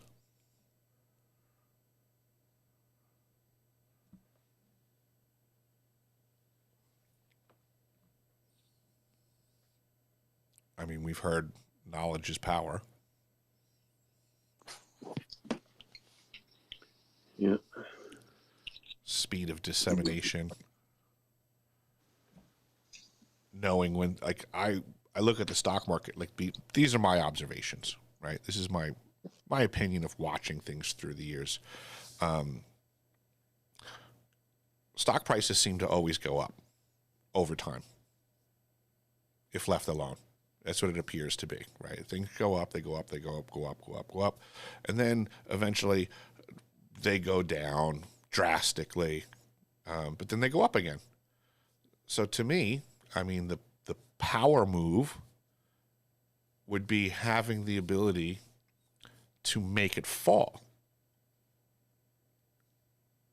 Because if you know you can make it drop, you know, if it gets up to $1 million a share and you have 1 million shares and you sell right before you manipulate the market to fall, now it goes down to $1,000 a share because of your manipulations. Well, we know it's going to go back up again. So then you just buy low and you wait again, and then it gets back up to 1 million, and then you wring your evil, nefarious hands, you initiate your plot to drop it again, and you just keep netting in truckloads of money. Like, it seems too easy to me that the process exists. The challenge is being a powerful market manipulator to instigate the drops. That's all.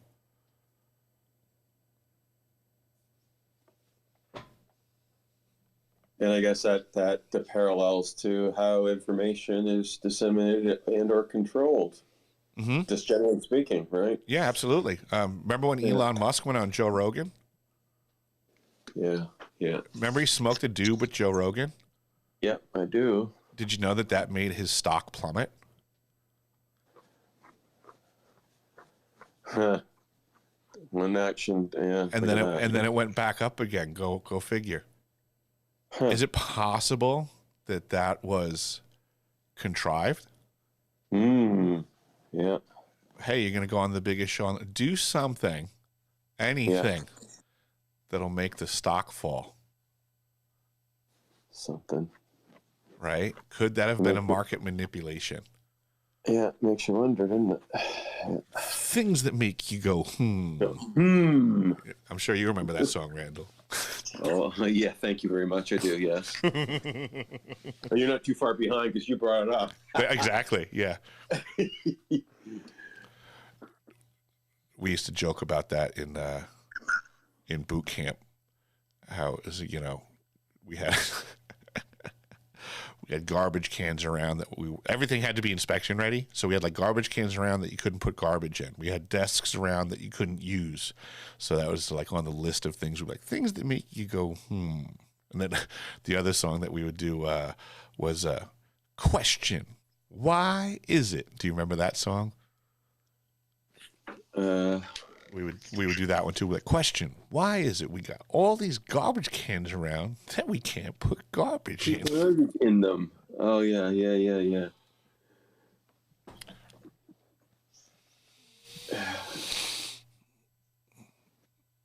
I am finding it super hilarious at the low volume of participants in the room today because I have the video stream running. That's one way of clearing the room. Now you know. Yeah, exactly. This is an effective tool for counter intel, I gather. It's just that, you know, people come in if they're normal and they realize, yep, my space, my X page is as public for everybody to look at on any given day. So if I'm in Eric's space, what's the difference? But there's been a fistful of people here that I would put in the category of known lurkers. And the split second that I brought their page up and started displaying it in the video in regards to who they follow and who's following them, those people left before I can get halfway through one page. Oh, that's funny. Yeah, so you're advertising, you know, Cawffee Tawk doesn't. The talking is not there anymore. It's look and leave. Look and leave. Yeah. This is one of the things that I do find funny is it's like you can pay attention to how these people function, and then I start to look at it like it's a system, right? There's methods and tactics being applied, which effectively makes a system. And I've always said I'm a systems guy. And then as a joke, being a tradesman, like I've always teased, like, oh, I could break anything. Like when it comes to, you know, disassembly, you know, I've been on jobs, you know, I have an amount of things that I have a skill set to fix. But lots of times I show up on a job site where other people are doing other things. And, you know, I take a look at the lay of the land and I say things like, well, how can I help? And then they turn to me and they go like, hey, can you take that out? Can you disassemble that and remove that for us? And I jokingly respond, oh yeah, absolutely. I can destroy anything. I can demo till the cows come home. You want me to break something? I can totally help you out, you know? So when it comes to systems, I find it very easy once you understand a system, how to throw a wrench in the works. Yeah. So, you know, having done these X spaces now for a while, as you've been privy, this is a very interesting little wrench that I threw in the works today. We have but effective in one way. It kind of, you know, it evens things out a little bit, so you know people are comfortable in the space and they're not broadsided by some rando coming in doing whatever they do. Exactly. Yep. You know, it spoils it a lot for the rest of us. But anyway. Yeah, and all I'm trying to do is have, you know, I like the term that came up the other day was just a mental jam space, you know. Yeah. Just people putting their heads together, sharing life experience, research, and stuff like that. You know, typically every day we learn new words from Woof, which is one of my favorite things. Word of the day. Yeah, I know. Yeah. I was just about to say we like Pee-wee's Playhouse. Woof's word of the day. Well, we could do that if he's inclined, hey, Wolf? He's got a Rolodex.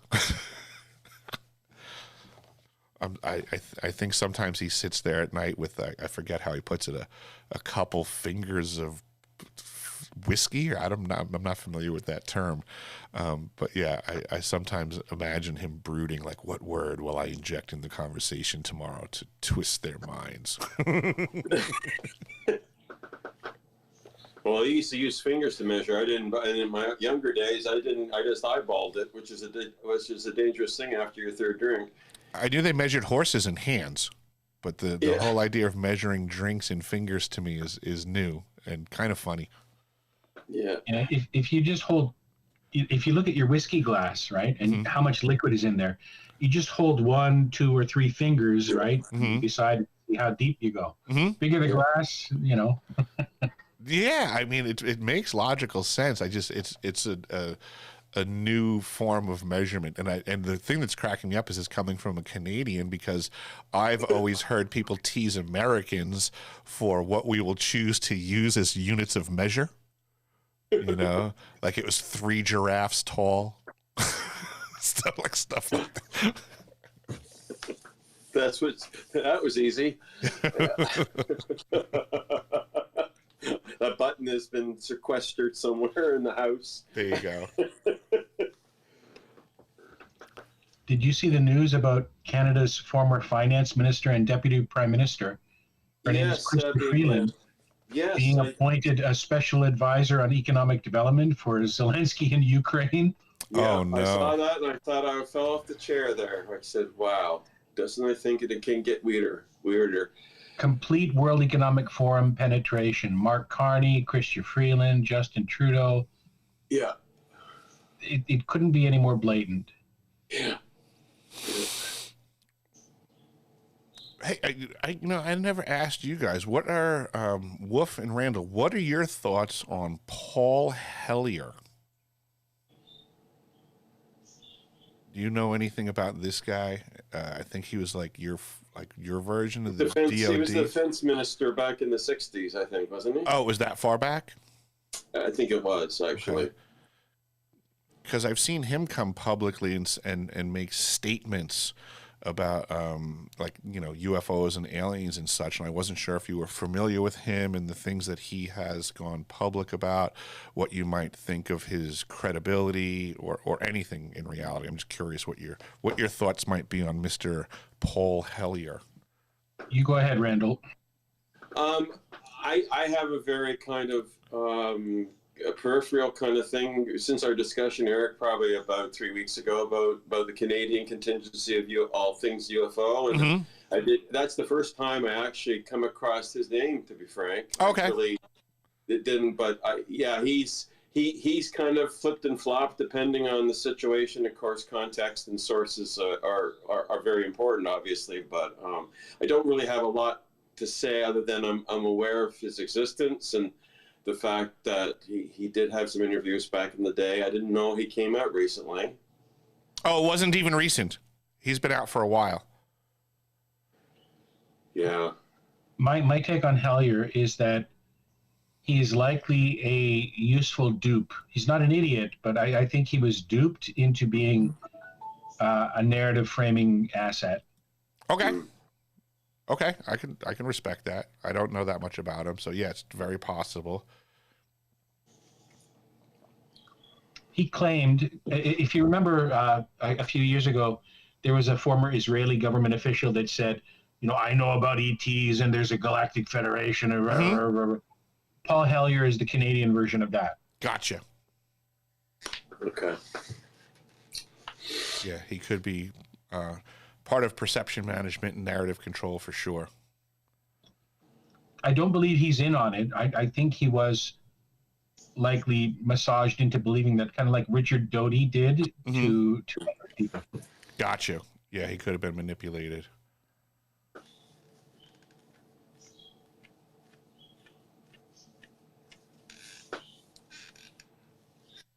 I'm not even sure exactly when he came out publicly. I'm guessing it was the 90s.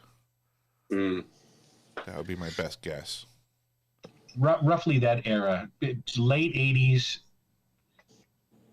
mid to late 80s, and then 90s. Well, that's not really distinct. Call it 85 to 2000. In that period, he was kind of, he became a more publicly known figure of UFO lore because of what he was willing to say and his former involvement with the Canadian government.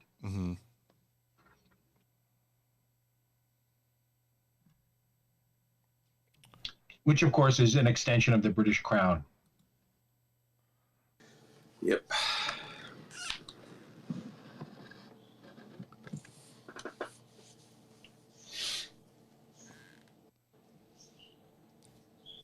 Yeah, I wound up seeing that little clip before that distracted me with the Antarctica stuff.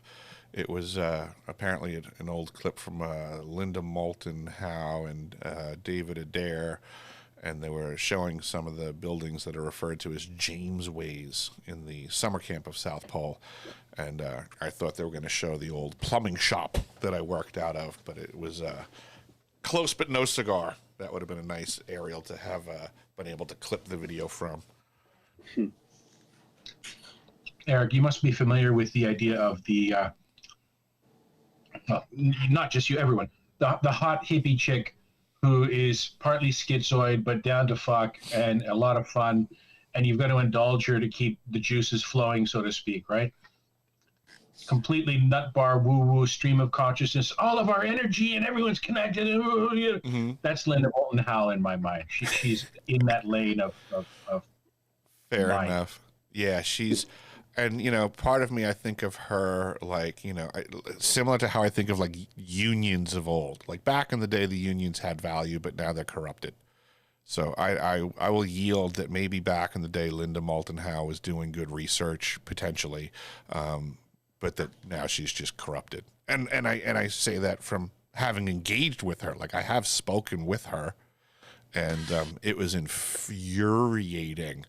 How do I put it? She was very condescending, which I thought was a peculiar angle to come from, like very holier than thou on the topic of Antarctica. And it was like, ma'am, when were you there? You know, speaking to me like she was an authority.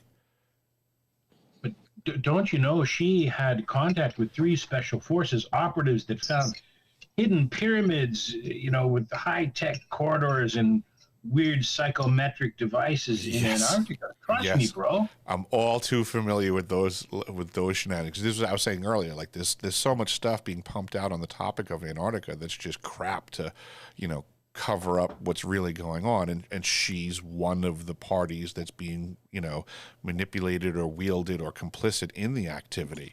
It's one of my gripes that, you know, folks like her that are pushing forth whistleblowers. My question is, how does she have the capacity to vet them? How would she know if someone went to Antarctica or not? Because Woof, you could fire off an email to her right now, come up with some silly story, say you're an Antarctic whistleblower, and she's going to put you on the news tomorrow.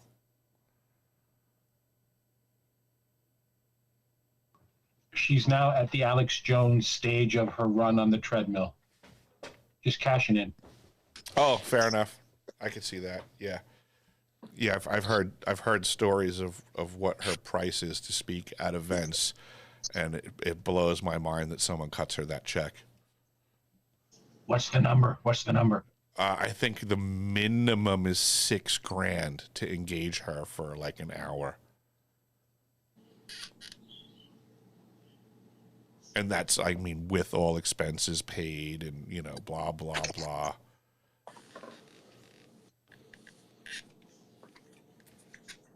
That's what kills me about some of these events is the amount of money being raked in at like Contact in the Desert. So I went 1 year in 2024 because I wanted to observe. I mean, I did purchase like the entire VIP package so that I would have access to see everything. And almost immediately upon arriving, I realized like I don't need to go see a speaker. I don't need, like, it was off the wall, the circus that I was observing, and even though I had spent the money to access every room, I found it better just to stay in the public spaces and watch the engagements. I did. I really tried. I tried. There was like a, oh God, this is so fun. There was like a VIP awards dinner for, you know, like best, you know, researcher of the year, best UFO alien book author of the year type stuff going on. And I mean, I went into that room and the ridiculousness, like it was, how do I put this? You guys have probably heard me say before, so this was like probably one of the more expensive add-on features for the event. So I gather that the people in that room were the wealthier people. And I have biases against wealthy people because my observations are they're not as bright as people think they are.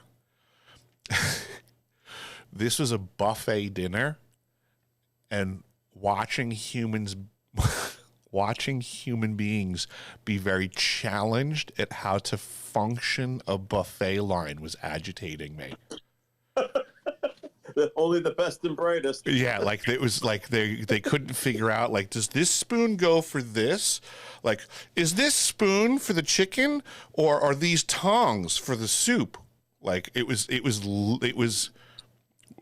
watching retards bump into each other. Sorry, it was. I was thinking of beanie propellers. Yeah, I couldn't.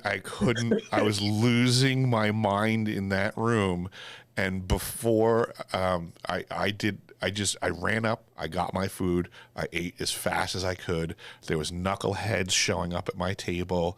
That I was just doing everything I could to just try to not hear what they're saying, because it was all about, like, you know who my favorite person is, and oh, they do the greatest and I was like, oh my, I'm losing my mind already. I ate my food and I exited, as, if I remember correctly, the announcer was getting up to the podium to start the awards ceremony. I had to get out of there. I ate my food and I left. I was like, I got to go. I can't handle this.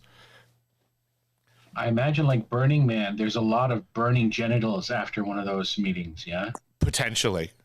If I remember, I'm trying to remember. It was, if I remember correctly, it was like there was someone like famous in the UFO circles that apparently like started singing on stage at that event. You know, picture Linda Moulton Howe getting up to the mic and belting out a song out of nowhere, and everybody was like, "That's amazing!" But I'm putting it at the wrong person's feet. And I remember hearing about it afterwards, and was like, "This is what people are paying through the nose for."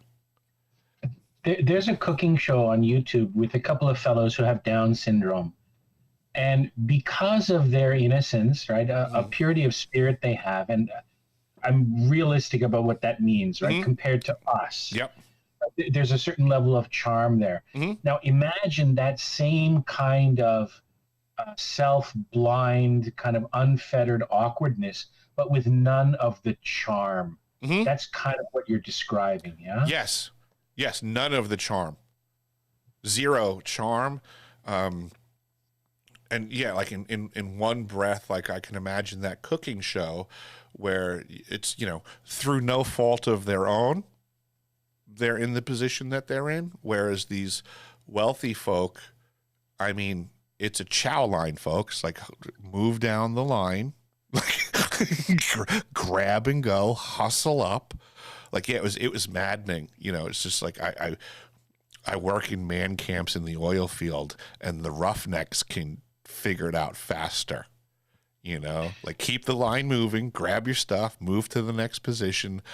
You don't go backwards in the, like, it's just massive amounts of common sense was observably lacking because of the challenge of a buffet line.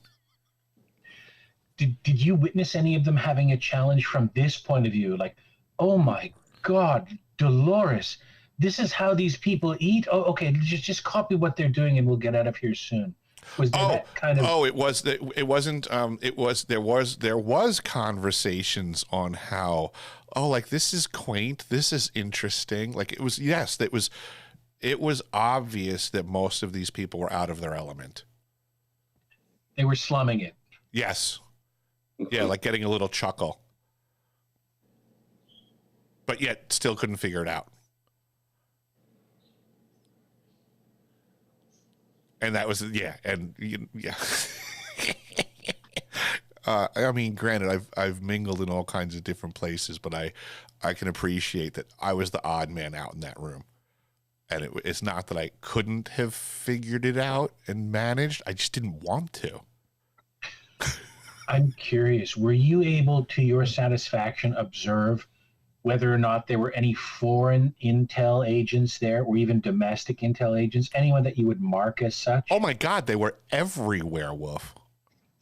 Omnipresent. That's why I said hanging out in the public spaces was better.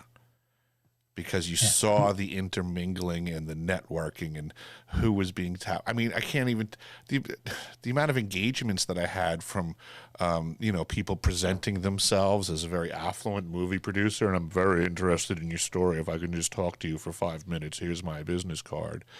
And it was intel gathering opportunities. Guess what, Wolf? They never called. What a shocker.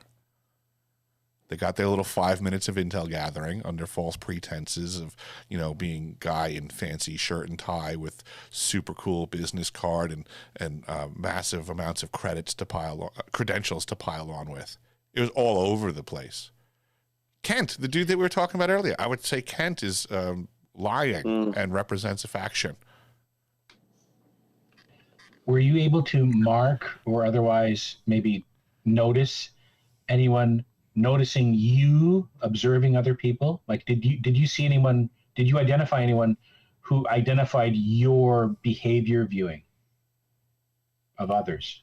Yes. This stuff has been, I was accused publicly by other people of being a lurker in the shadows that wasn't engaging anyone. I've had that accusation laid at my feet.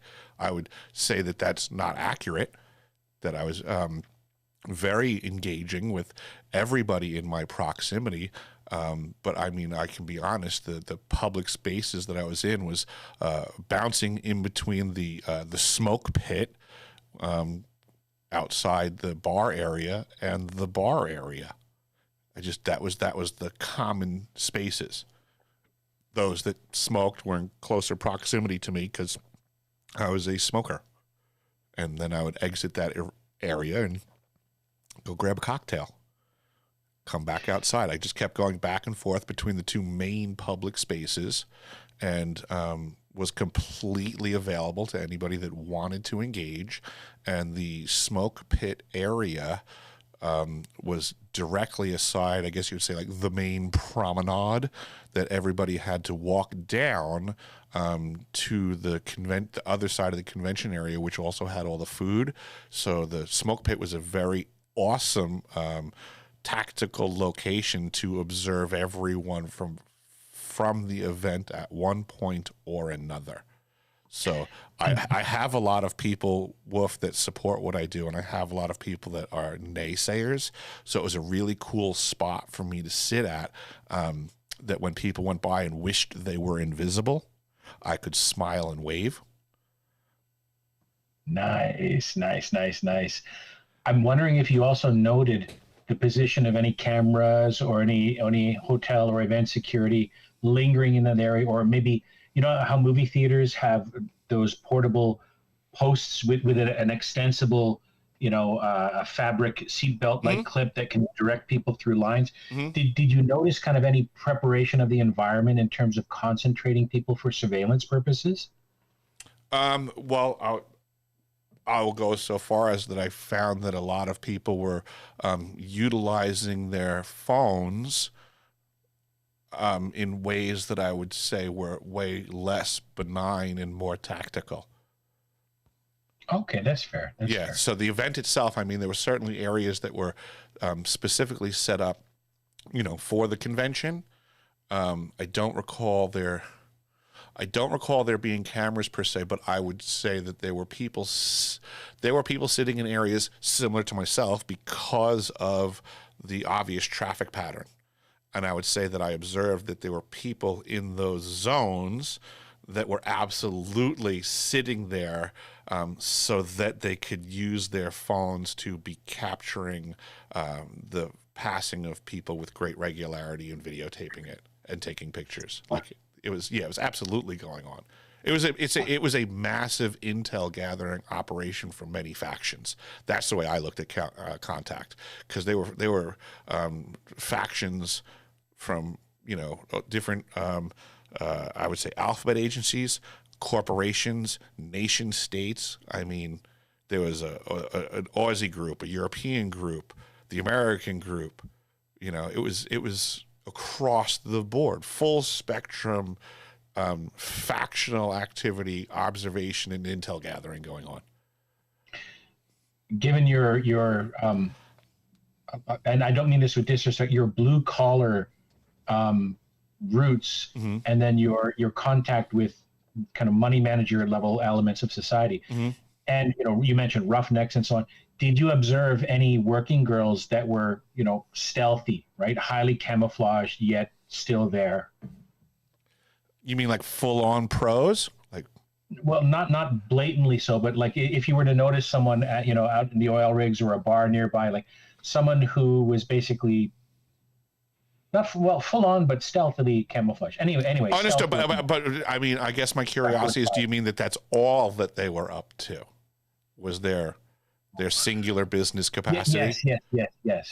Just I'm trying to think about that one. I would my first thought would be no. But definite honey traps, yeah. Yes, honeypots galore. But then that would be outside of the standard profession. Yeah, I mean, I would say that was going on as well. As you could see, there's a redheaded chick in the UFO community, Apollo Asteria. She's wielded by the Cousins brothers. she's their honeypot because they produce stuff, they interview people, and they make documentaries. And their standard operating procedure is to send this redheaded chick over to hang all over you, and then ask for an interview. So she was present. She was doing her thing. I had seen her before in Washington, D.C., so she was already aware of I don't fall for her shit. When I went to Washington, D.C., I went with a friend of mine who's I'll just put it a very strong female who has no tolerance for that youthful aspect of honeypotting and all that shit. She's smarter than that. I'm smarter than that. And even when I went to D.C., and I did coordinate with did I call them Smothers Brothers before? I always do that by accident. The Cousins brothers. So they did interview me during the whole Dr. Greer thing, but not because of the activities of the redheaded girl. But it was funny to watch the redheaded girl doing her routine on everyone else there. But it was funny to watch that, like, I'm thinking of it like, you know, we all know women and we throw the term cats around. It was like she knew that she was the lesser cat with the female that I was with. Like she knew I'm out. So the redheaded gal avoided me because I had a gal with me that would like cut her face off, claw her eyes out.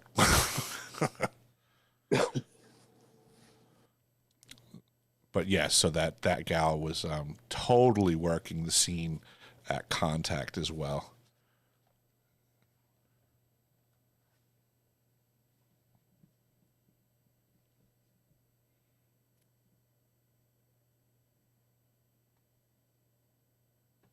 You mentioned the Stephen Greer thing. I don't know what you're referring to. Was there a controversy or something that blew up? Oh, woof. I went in June of 23 to Washington, D.C. to testify in 2 SCIFs, one for the Senate Intelligence Committee, one for Arrow, and then I also participated in what Dr. Greer called Disclosure 2.0, which was giving testimony for the National Press Club. So it was in that June 23 event that most people became aware of my efforts of disclosure. And I would say it's a Greer event because Greer coordinated the National Press Club event. And in that capacity, I was then tapped to go to the Senate Intelligence Committee and the Arrow SCIFs. And I call it a Greer event because I wouldn't have been able to accomplish that without contact from Greer. So, thank you for the context. Yeah, you got it. And that was also rather educational in my life, woof, because I went there in good faith, thinking that all parties also shared the same good faith effort to get truth to the masses. You can't catch a break, can you? I'm trying over here. I'm trying to do my best. I know. Yeah, and then I learned that Jake Barber was trying to get me arrested.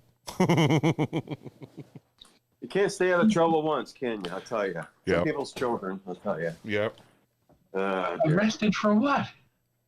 They were so Jake Barber went on the Jesse Michaels podcast, Woof, and stated that when he went to that Washington, D.C. event that I was a whistleblower at, Jake Barber stated that the reason his team was there was to gather information on the whistleblowers to help the FBI potentially facilitate arrests. That's what he said. So to answer your question, I can't. I can only redirect you to what he said, and you should ask him for what. So he just straight up admitted to being a fucking rat and a snitch. Yes, and then got paraded in front of the disclosure community as a whistleblower. That's the level of what we see going on here, that the masses aren't even paying attention. This guy can literally come out, tell the world that I was there to arrest whistleblowers, and then a few weeks later be like, I'm a whistleblower now. What do you know? Isn't that amazing? So basically, hijacked another person's efforts to make it their own? That's what I said wound up occurring, right? I have the experience of going to the skiffs, meeting the whistleblowers, watching the information be put in a particular direction. Then I watched all of the whistleblowers that gave testimony and their experiences to a certain group of factions, and then all of those people got ignored. All of their information got repackaged, rescripted, and then handed to bad actors and disseminated to the community as whistleblowers holding a truth that wasn't theirs. And the only reason that you're not seeing my information getting repackaged in the same way, which is why I'm not compromisable, is because nobody else can provide pictures of them being in Antarctica like I can. So my information cannot be absconded. Yeah, correct. I'm curious about something, and I'm not looking for names, so please don't name names or don't identify. I'm just curious if a signal was detected in terms of any of the other whistleblowers you know of in those secure environments, likely being plants. Do you suspect that? Do I suspect the other whistleblowers that I was participating with of being plants? My answer to that would be no. But I will say that there was another whistleblower that I've already been public about, who I would say that Team Barber got their hooks into and then manipulated him, and that would be Herrera. Because I warned him from the jump right after that event that those guys were shady, and that would be Ross Coulthart, David Grush, and Jake Barber. That they got their hooks into him and proceeded to manipulate him like a useful idiot against all of my best efforts to give him fair warning that they're lying to him. They're the bad faction. I mean, these are things that I knew.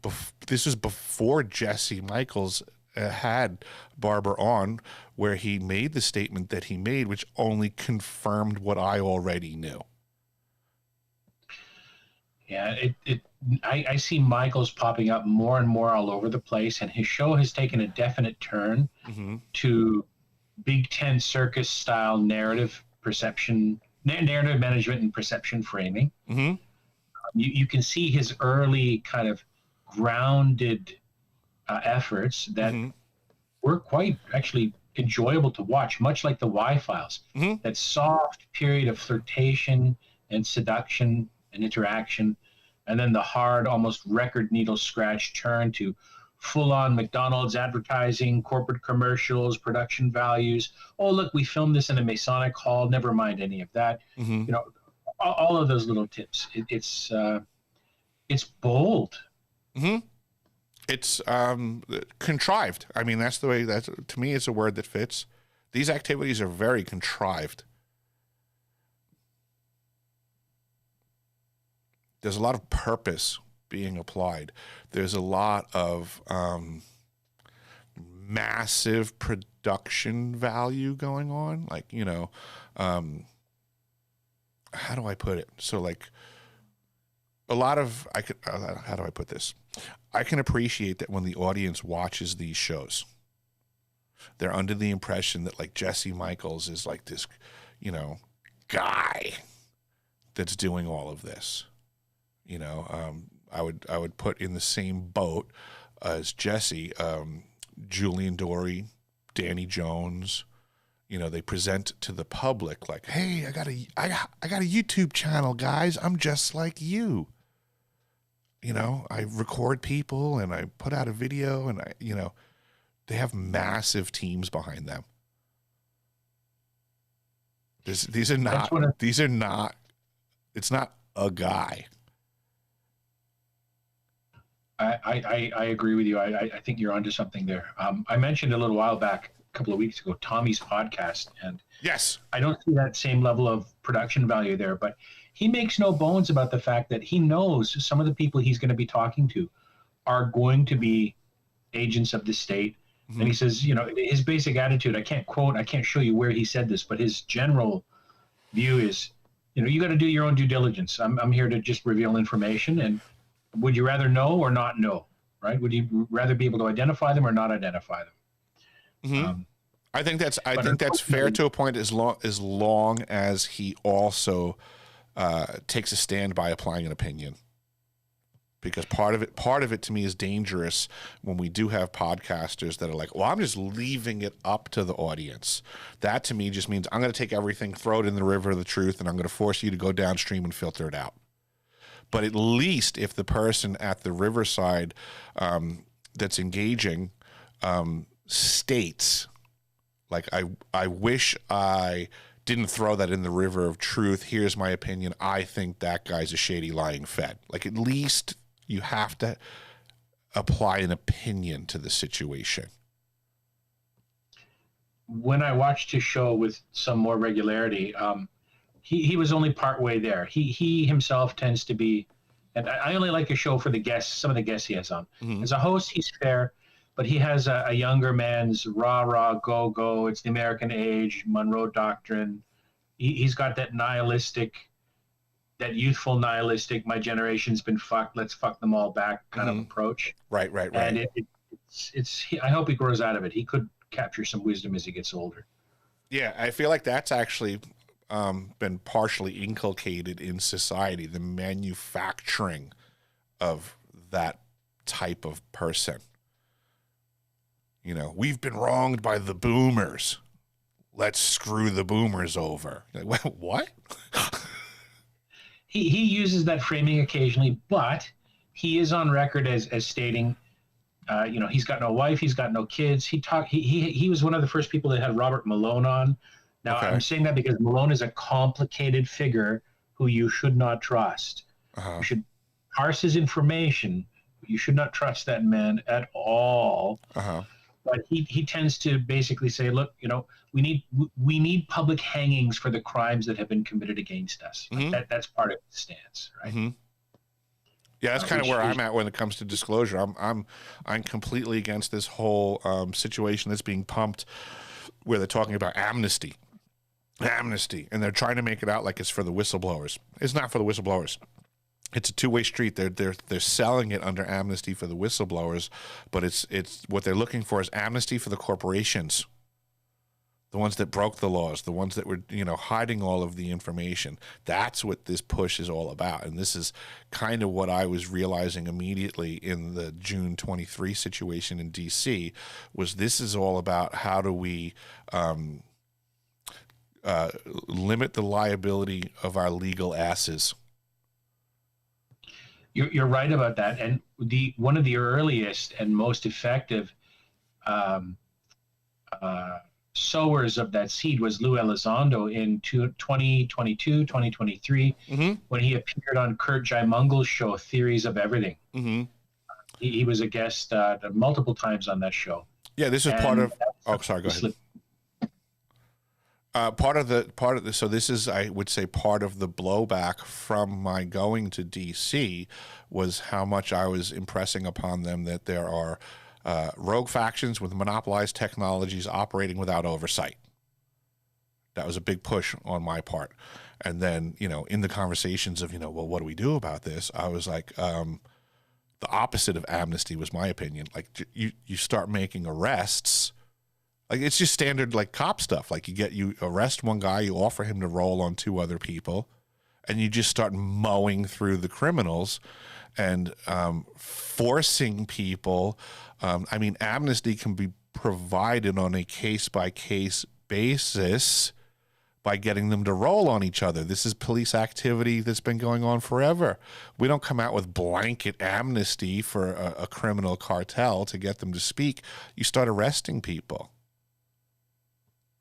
You're right. Directionally and also spiritually. And I don't mean that religiously. I just mean for the psychic health of the country, the nation, the citizenry. You can't offer amnesty in these cases because then you're just incentivizing more of that behavior. Correct. And then the real kick in the nuts was when they wanted to talk about this one killed me, because it's obviously I've been unemployed for a year, so I've been going through financial burdens. But even with that being said, I the entire time have been listening to other people that are pseudo broke. They're telling that, like, if you really pay attention to a lot of what's going on in the community, you do have aspects of people telling my story, but it's not their story. So what they're begging for is monetizing the whistleblowers, because they can't afford to blow the whistle because it could compromise their job. So I'm against that too, because to me, then you'll have people coming out of the woodworks claiming to be a whistleblower because they want the money. You'll have incentivized lying. And that is metaphorical ink, right? In the water of the cognitive space we're trying to actually see clearly through. Mm-hmm. Right. So again, sometimes you'll hear me up here and go, yeah, I got a website. I'm down on my luck. There's a donate button. Help me out. But that's me asking for charity from the public. I'm not telling the government that they owe me anything. Right. I hope you can see the distinction. Yes, of course. And when I do hear you engage in social media promulgation or advertising per se, it's always been done in a very relatable and restrained fashion that doesn't give me the ickies. Right. Yeah, and that's what it is a pat on my back. It's first I invested my own money to create a website. Right. I've tried to provide a toolkit to the public, my benefit, the public's benefit. So I invested in it. It's not like these other folks that are just crying poor mouth, that to me aren't providing anything. So I find it easy to see a distinction, and I can only hope that the community of observers pays attention to such distinctions. There are other whistleblowers out there that do have, I guess you'd say, a public presence or social collecting situation like Patreon and things like that. There are other whistleblowers out there that are doing things where they're like, hey, you want to have a half an hour Zoom chat with me? That's only $15,000. Is that a made-up number, or is that something? I think I'm slightly exaggerating. Okay, but like a few $1,000 would be enough. Yeah, that's yeah. Fuck. I mean, woof. I mean, if you want to have a Zoom chat with me later on this afternoon, I'm free. It's only I'm discount. I'm only at $7,000. That's quite a bargain, I'll tell you. Yeah. It's the intro for 2020. You know what? I'm going to drop it down. Randall, you and I get along great. You're $3,000. $3,000 for you, and I'll give you 45 minutes. Oh, jeez. And then he likes me. He really likes me. He really likes me. Oh, gee. You know what? Never mind. I like both of you guys. We'll all get on together, and I'll make it $1,500. It's only $750 a pop. I mean, and I have Ginsu knives I can send you. Hey, Grok, can you give me a tweet or post begging for some money, please? There you go. To pay Eric. I'm going to start selling genuine Alaskan snowballs to people in the lower 48. Yeah. I'm curious, Eric, if in watching... Oh, I'm sorry. You go ahead. No, I just coughed. I'm curious if you've taken note recently in American media, Western media in general, how many folks are openly celebrating the the rendition of Maduro without really talking about international law and the standards they would want applied to themselves, right? They're not considering what they're implicitly supporting by going rah yeah for extraditing. I can totally agree that I'm seeing what you're getting at. I would say that my stream is limited on that type of stuff that does pop in, but what is popping in, I would say, does show that there is a good portion of people that are under the idea that, like, we're wiping out communism.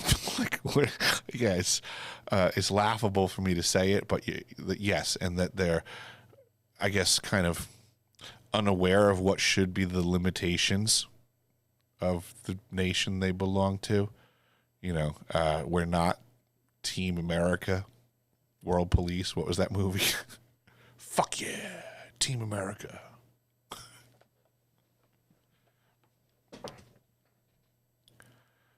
Yeah, I'd be all for trying out being more of an isolationist nation for a while to see what kind of fruit that bears.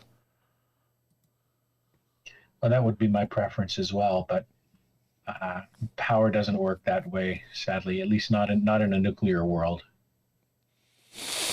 Yeah, there's too many bridges that have been built, unfortunately, that I wish were never created, and it would be hard to break them up. What do you think? What are maybe one or two or three likely practical answers to answer what likely happened to Byrd and his expedition in Antarctica? What do you suspect happened when they came back with what was reported as combat damage and depressed morale and so on? Do you think that was true, or was that just a story put out? I'm hard pressed to do anything more than opinions because there's very little facts available. My first question would be, does anybody know exactly what time of year they returned? Like literally, does anybody know what month? I don't. Do you know? I only just recently saw something where it was simply suggested that they turned around because the weather got worse than they thought, which could be very reasonable. I mean, nobody wants their ships torn asunder from icebergs. I get that. You know, was the damage battle damage, or was it from the harshness of the environmental arena they were operating in, which is rather harsh, I can assure you. I mean, look what happened to Shackleton. There's quite a few people that went down there that were very skilled expeditionaries and did get their ass handed to them by Mother Nature. So first and foremost, she's a very formidable enemy in that environment. But with that being said, even off of going by understanding of German activities down there, and even adding to that what I've learned were American activities since then, it does leave the door open for the potential for there to have been fighting forces in some capacity that if they did engage something, whether it was, highly advanced or not, or just, just simply taking somebody by surprise down there. I mean, everybody knows when it comes to battle, element of surprise. You know, if they did go down there and got caught with their pants down and an element of surprise came in, even with conventional warfare, there's a lot to be said for being able to, have your enemy turn tail and run. I wonder if you have conversed with any people that know a little more about geophysics and about the geography of Antarctica, mm-hmm. and about the possible presence of like high altitude, like hot spring or volcanic oases, right? Mountain valleys that may be a little more sheltered or be closer to a coastline. They wouldn't be high altitude. They'd be closer to the coastline. They do exist. They're known as the dry valleys. Do any of them, get green enough for a season of growing anything, or is there any? Oh, the coastline has greenery. Absolutely, it's totally seasonal. This is again why I say that people take so much stuff out of birds' diaries and things. They take great liberties to take them out of context and make great claims. So, like, you know, when they say, "Oh, Bird's Journal says that there was flora and fauna at the South Pole." First and foremost, people need to appreciate that back then, the entirety of the continent of Antarctica was often referred to as the South Pole. Putting that in context, right? They just referred to Antarctica as the South Pole. So if he says, "I saw greenery at the South Pole," that doesn't necessarily mean 90 degrees south geographically on the planet. It just simply means he was on the fucking coast when he saw the plants that grow every year. It's literally that simple. It was casual conversation then at the South Pole, right? In North America, in America, Correct. Right? In Correct. Europe. Just Yep. broad geographic terms. Okay. Absolutely. Another one that people talk about is, you know, people say, Admiral Byrd reported that there was a hole at the South Pole in the ice. Yeah, well, in his journal, when he made the entry, he said he was at, I forget exactly, like 1,600, 1,900 feet of elevation. Well, that puts him below the plateau level of the ice, which again means he's on the coast. Well, guess what? You would see holes in the ice on the coast for sure. Right, and with visibility, reflections, moisture variance in the air causing, you know, filtering artifacts, right? You might mistake a glacial rift or a hole for being larger, wider, or something slightly other than what. Absolutely, the ice features, the shadows, the sun, all of that stuff. This is where I would get into. You don't really understand how weird it is unless you were there yourself to experience it. So anytime I see people put images up on the internet and they're like, "Look at this weird shadow, it can't be anything but," and I'm like, you have no idea how weird the shadows and stuff can be there. And it's just, yeah, it's just, I get it. You're like, you know, this is where Heidegger's book, Being in Time, and the idea of Dasein and the knowledge gained from experience, you know, this stuff matters. And this is why I have problems with folks like Linda Moulton Howe, because she has zero experience in the topic. She has zero Dasein when it comes to Antarctica. But people put her on a pedestal as if she's some all-knowing person in a topic that she has no experience in. I find it laughable.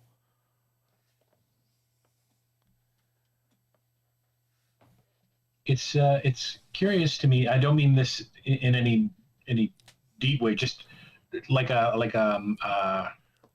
Mandela effect resonance that you're mentioning, Heidegger, because Heidegger is someone, I've not read all of Being in Time, but I have read into it, and I have compared some of his conclusions in that with, you know, kind of existential philosophy, a few others. And I believe that Heidegger was actually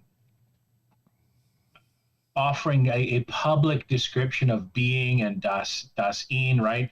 All of that authenticity of being and so on. And he was basically couching all of that in the cipher of the sheep. But if you read Heidegger with the cipher of the wolf in mind, you will find it is a pure will to power manifesto that elevates those who will elevate themselves above good and bad to being their truest, most authentic self. And if that person happens to be empathy blind, God help us all. Mm-hmm. I read that book, I think, just once, and many years ago, where my brain is nowhere near where it is right now. So I'm sure if I was to read it again, I would pull out a lot more than the youthful expression of intelligence I had at the time.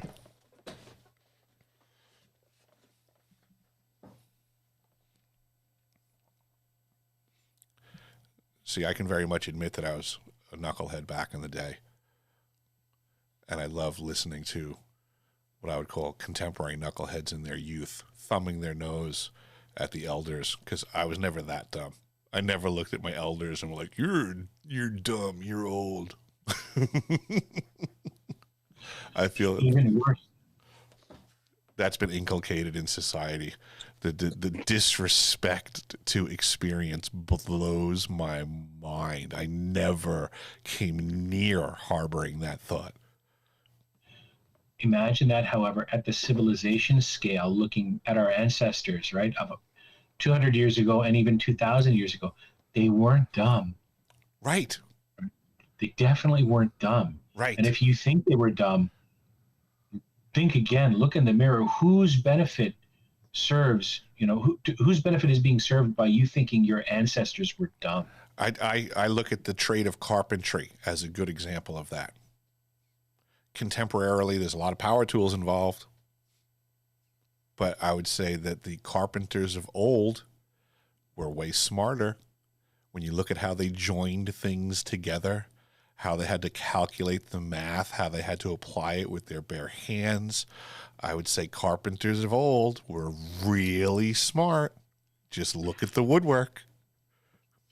Not just carpenters of old, but before wood could be processed with metal tools, we crafted in stone for tens of thousands of years.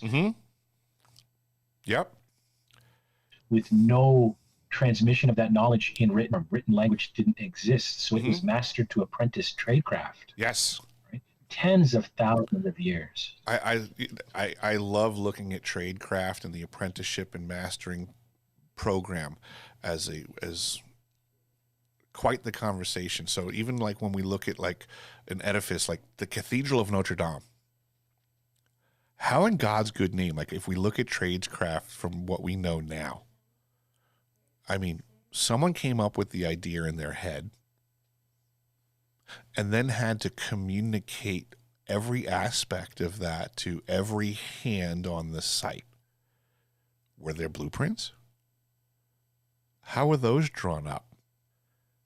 For every stone? Because, I mean, every single one is a masterpiece in and of itself and pretty much dimensionally different from every other one. You can imagine them actually using 3D models as their blueprint then, a smaller scale, just proof of concept. This joint will work like that. That construction should work like this.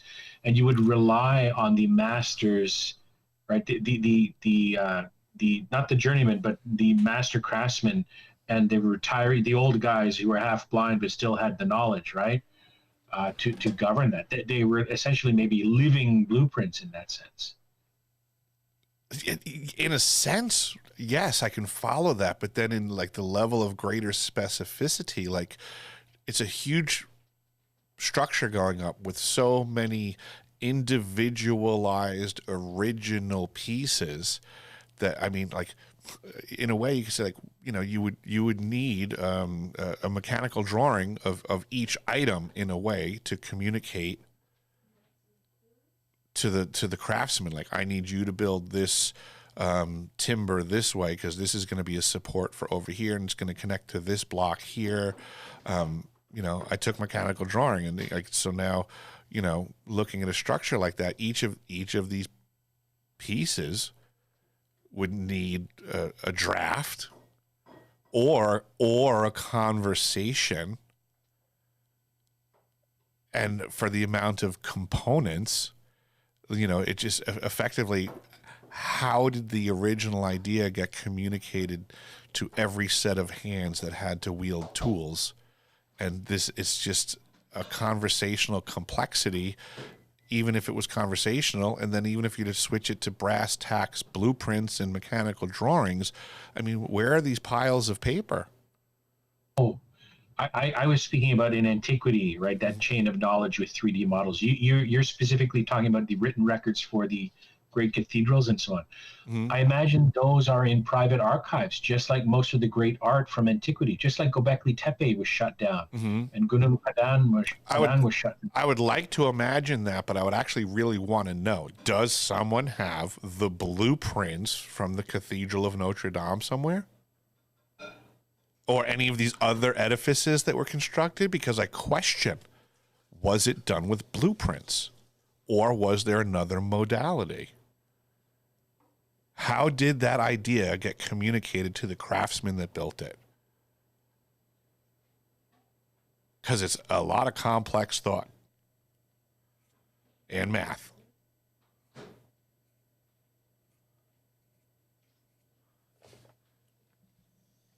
That's an excellent question. And I'm being told by an LLM, so you can't trust this. This is just a first scrape. That, apparently, yes, there are architectural plans for many of the great cathedrals that exist in the public record. Mm-hmm. But it says the term blueprint is anachronistic for medieval construction. So there's something called the Plan of Reims Cathedral, which is now in the Bibliothèque Nationale de France. There's the Wiener Bauhutenbuch, the book of the Vienna Lodge, apparently, Mm-hmm. which contains technical drawings and geometrical templates. So there is a public record. Got you. Yep. So, boom. Excellent. Question number one answered is that there is some sort of documentation for this, but now it begs the question again. So, like back to the Cathedral of Notre Dame and understanding the complexity of the whole structure, the amount of varying components.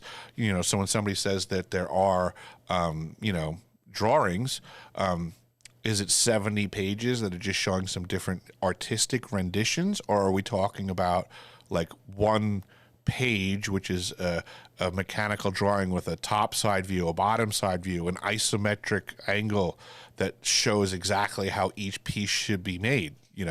In one's mind's eye, it's very easy to consider that you would need at least one mechanical drawing for each component. Do we have this volume of information in these archives, or are we just looking at, were these the images that the architect had drawn up to promote the investment of a rich person to then move forwards with the construction? Allow me a moment just to read 2 or 3 sentences here. I asked a question, if they were artistic drawings or isomorphic, renditions, or technical drawings. And it states that a lot of them were technical drawings that relied on ratios, compass work, modular proportions, and the entire, I guess, encoded information set in sacred geometry.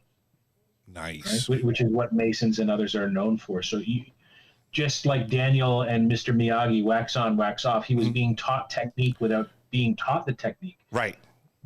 The sacred geometry and so on is teaching some of these architectural principles. Things like girls braiding their hair, right? That's not lore for sailors, right? So things like that are kind of encoded in cultural practices that way. And it kind of makes sense because you would want defensive constructions and the ability to undermine them or so on be limited to your, I guess, more invested elites or leadership classes with more to lose, right? This is why I also think that these structures were, multifaceted, manifold of purpose, because once constructed, right, what might just look like a benign building to one person now is a educational system that if an initiate shows up to this building with an adept, that now the facility itself is able to be utilized as a classroom for educating in the sacred geometries by pointing to particular aspects and discussing ratios and things of the such. A book written in stone. Yes. And form. Yes. Correct. Okay. And could be correct, and would also be able to show its function through the application of frequency in its usage. That could very easily be encoded in ciphers in technical drawings and writings. Absolutely could be. Yes. And this is where I think it's interesting that Gene's down there with his singing bride, is that I think, opera and the application of voice and frequency in these types of structures, that just as much as you can point to the stone and it's now etched in stone and visible, that the conversation could be moved to the reason why things were cut certain ways was to manipulate frequency, which could then be observed through the ear by having the initiate arrive when the appropriate group of people know how to wield the acoustical value of the building, not necessarily the general population under its standard usage. Did you ever see any video clips of a South American or Central American pyramid where if you clap, the sound of the clap goes up these stairs and comes back like a bird echo? No, I have not. I've heard about it. I didn't see it, but I heard about that. Yeah. I wonder if the idea of making sure if a piece of stone is sound by tapping on it, right, to find out where there are flaws or weaknesses and whatever that is. I wonder if there's a second order technique of sussing that out with reflected sounds, right? Oh, there has to be. Absolutely, that makes perfect sense. The mechanic that I worked under as an apprentice plumber used to tease me because I was always tapping things, but through the years, I learned acoustical differences in things. I mean, you can tap a cast iron pipe. I should say, I can tap a cast iron pipe or fitting, and I can hear the difference between one that has a flaw or one that doesn't. So if we cast our mind back to those tens of thousands of years of using stone as a crafting tool and striking stones together, that would be embedded in the art and craft itself. For sure. I would not argue against that. I think there's a lot of things in what we would consider ancient trade craft that has been lost through time. But that, yes, in greater antiquity, they were more aware of the total values of the materials that they were working with and applying them to do things that we have contemporarily less of an appreciation for, let alone usage. Have you seen any videos of ancient Japanese or older Japanese nail-free, metal-free joisting and joint-making wood carving? Oh, I'm super familiar. I mean, I have seen stuff about the Japanese structures, pagodas and things like that. But I've worked in tons and tons and tons of structures that had this type of joinery. I mean, I've worked in homes that were built in the 1600s, 1700s, 1800s. Yeah, where nails weren't available, weren't used. It was wood pegs and joints. I've seen stuff as recent as like what's the word that I'm thinking of? Not refurbishing, but new restored. Yeah, like restoring. It's not. It's doing it the old-fashioned way. I've seen brand new buildings go up where they were doing it like the historic way, with no nails, but it's still a brand new building, but just going off of the more ancient methods. I've seen that on Long Island where there's certain communities that are so antiquated. There's an area in Roslyn, New York, where all of the homes were built in like the 1600s, and they're absolutely maintained that way. Yeah, they were built to last. That's wonderful. That kind of heritage reconstruction. Right? Yeah. But my mind was blown the other day when I was thinking about the pyramids and I was doing some research. And of course, some people offer that they were using copper chisels or maybe rare iron chisels. And I thought, no, that's definitely not possible. And someone started using other bits of stone with pounders, right? Harder stones. You can use fucking stone chisels. Did you know that? I wouldn't doubt it. Mind. Yeah, I mean, if one's harder than the other, for sure, it's reasonable. I saw a video clip of a guy in Britain, right? He's a restoration stoneworker, and he was able to kind of imitate some of the Egyptian statuary and bas-relief work using a pounder and different hardness values of stone chisels. It literally blew my mind because that fits. They wouldn't need copper or iron or steel. They had shit that was harder than copper or iron or steel, and they could use just like those wood joists and so on, they could use that principle of splitting rock by applying hot and cold and pounding. They could easily make chisels out of very hard material just using the power of temperature, gravity, and physics with expanding gases. Very simple stuff. Yeah, there's a lot of things to consider insofar as how did our ancestors do stuff.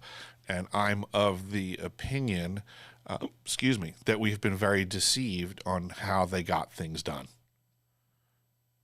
And it's to keep us from having not so much an ability to do it, but an inability to understand why they did it and their level of understanding of the environment around them. That it was a level of efficiency and harmony and understanding of the environment that afforded them the ability to do the things that they did. And in my brain, I think that we've been conditioned to think that the world, the way that it is right now, is the world of convenience and the easier way to live, and that in great antiquity that people just simply toiled and life was hard and people were on the verge of starvation because things were so challenging and life was hard. And I don't yield to that. I think the structures that we see show that our ancestors had a great understanding of the environment around them. They worked in great harmony to wield the forces of life with such great ease that my belief was that they lived the easier life. You know, here we have people working 40, 50, 60 hours a week to barely get by. I think in great antiquity, people got by on much less investment of time and effort. Life was easier. People spent most of their days eating great food, drinking great booze, and having great sex.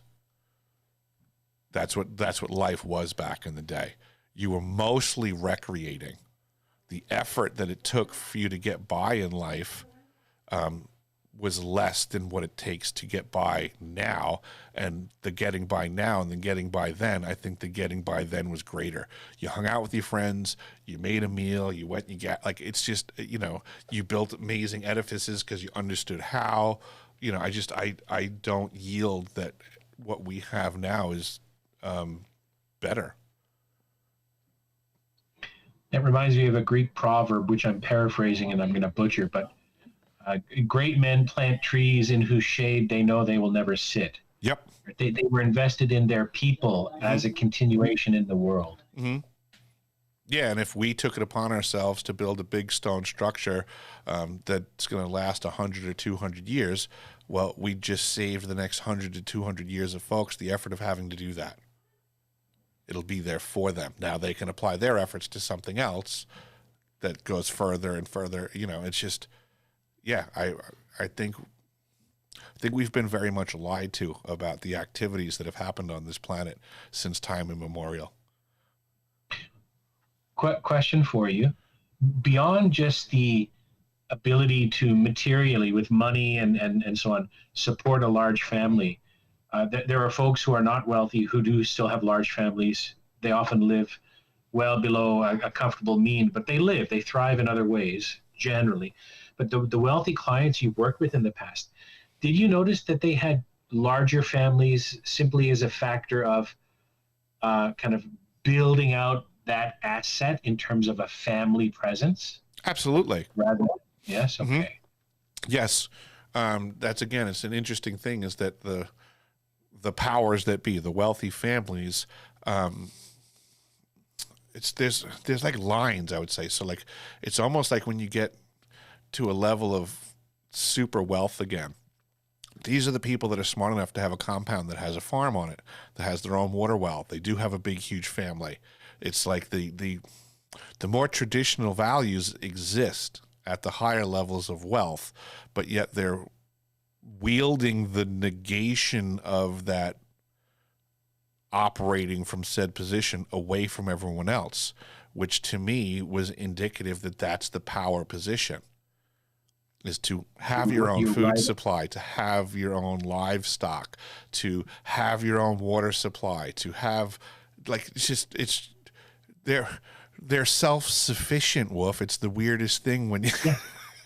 Autarky. Remember that word? Autarky. Yes. They're trying to maximize their autarky as a clan. Yes, correct. Right? It was very observable. I saw that with great regularity, is that there were different stages of classes that I would go through. And then when you actually get to the upper crust all over again, not the pseudo upper crust, they have everything provided for themselves on their own stuff. Do you remember the film The Godfather, the first one? Did you watch it? Mm-hmm. Yeah. I watched it 2 or 3 months ago, maybe 4 months ago. And watching it, I tried to watch it as if I were an alien observing human power structures. Now, that might sound really weird, but if you watch that film from that observer frame, you'll notice exactly what you and I just talked about. In the context of an urban environment, right? If you've got the gumption to get up and go in the US at that era, you could do it, right? They were practicing a form of autarky because as it's framed in the movie, their origins in Sicily, where that kind of clan system already exists, they transported that into America because they were under no illusions about the predatory nature of power, and they made sure that they themselves would not be victims in this new environment. Right? It is a lesson in dynasty building.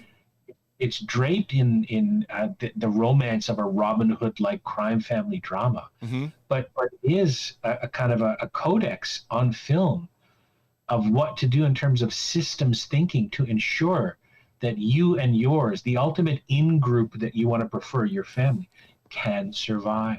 Yep. And so it's funny, as I'm thinking about this, it's like there's multiple properties that I've been to on Long Island. I mean, like, where they did have their own produce growing. They did have their own stable for their meat. They had their own grapes growing for their wine. Now, don't get me wrong, they had servants. Like, I'm not saying that the homeowner was laboring on the land. Not at all. They had a massive amount of service personnel. You know, they would have a guy on property that was tending to the grapes and was their vintner. And this is our family label.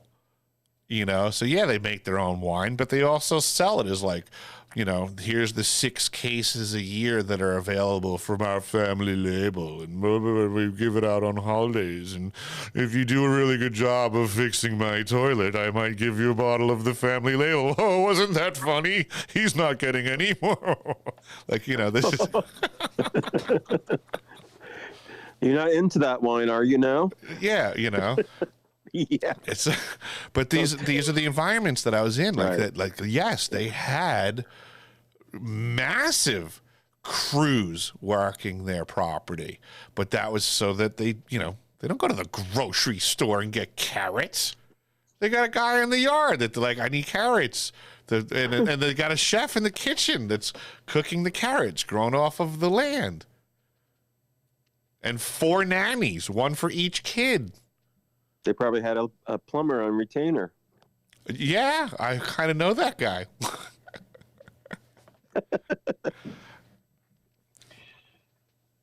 Maybe a year ago, almost 2 years ago, I put out a tweet set about the West being a modern version of Sparta.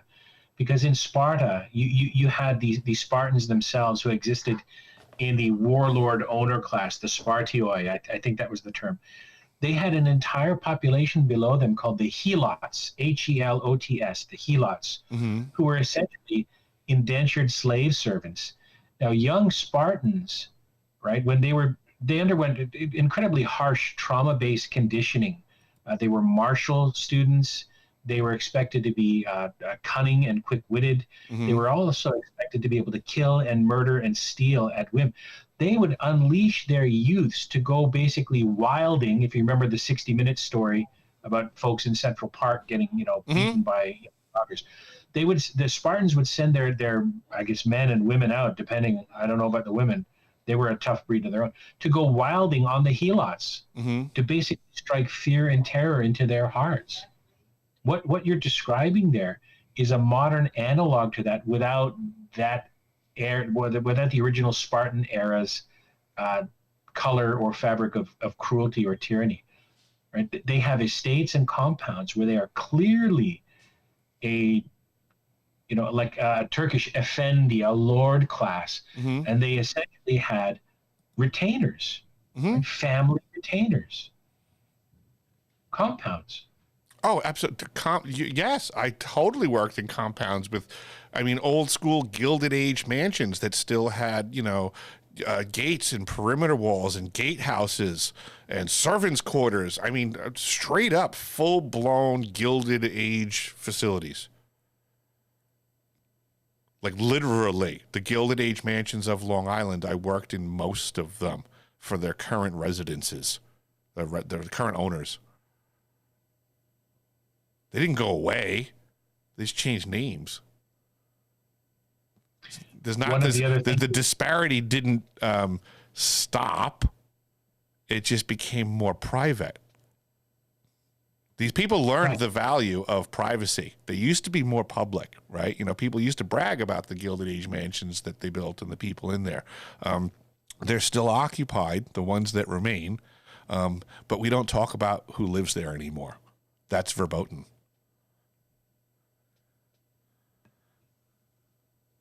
The Spartans, much like the power elites, the entrenched power elites in the West, the Spartans utilized sexual initiation and sexual trauma as bonding. They engaged in a practice called pederasty, where younger males, in order to secure a spot in, let's say, a stable of warriors, right, would, like in prisons, basically be kind of raped into the junior ranks. The Templars were rumored to have a similar initiatory structure in their brotherhood. And you would have, the idea of sugar daddies, warrior prince sugar daddies with a coterie of younger boy warriors, right? And many of the times they would not even know who their own immediate genetic progeny were, because the Spartans engaged in group sexual activity where they believed, the strongest seed would take, hold in this womb of the strongest women. And they were just thrown to in orgies to procreate and so on. It was a deeply dysfunctional society. It's horrifying to think about it, but there are parallels in the modern West that are sub rosa, as you just mentioned. They have much better adaptive camouflage now. Yes, they're just better hidden. Yeah, I used to unfortunately be brought to. You'll get a kick out of this because you're a researcher into the Jesuit dilemma. Let's just put it that way. There was a family back in the day in the U.S., the Brady family, a very, very affluent family. And they built a home on Long Island. At the time that it was constructed, it was the fourth largest home in the nation, Wolf. And the name of the property is Inishfada, Gaelic, for Long Island.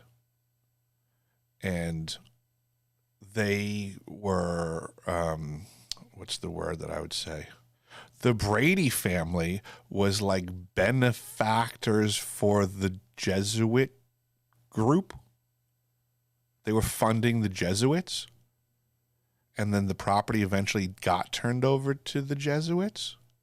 I think you might find this a very interesting avenue of research because there's a lot of information available on the Brady family and the property on Long Island, which was eventually bought by the Chinese and knocked down for some reason. But yes, there were popes that became pope after visiting the Bradys at their Jesuit facility on Long Island. It's a very dark location that I would say that I had dark experiences as a child. It became oh, I bet you remember the other day there was a trigger word that came out for me. So at one point, the Brady House was converted into the Jesuit-operated St. Ignatius Loyola Retreat House. Yes, okay. I remember that from the Ryan interview. So, yes. So the Catholic school children were brought to this retreat house with great regularity, run by the Jesuits, and I will just cleanly say that I don't believe the children were treated very well there, Wolf. Indubitably, and that aligns with everything that was said before in terms of cultivating minds and breaking wills. Correct. And why they probably knocked it down to remove any possibility of evidence. I mean, why not just take one of the greatest Gilded Age mansions in the history of the world and knock that fucker right down? Because we couldn't possibly make a buck off of this. The first Trump shooting, right? When the agents couldn't climb up on those very dangerously inclined roofs, right? they sprayed them down, right? Removed all the evidence. The Kirk assassination, they just paved over the whole area, right? Mm-hmm. Metaphorically speaking, they disturbed. Yep. They basically erased the crimes. Uh-huh.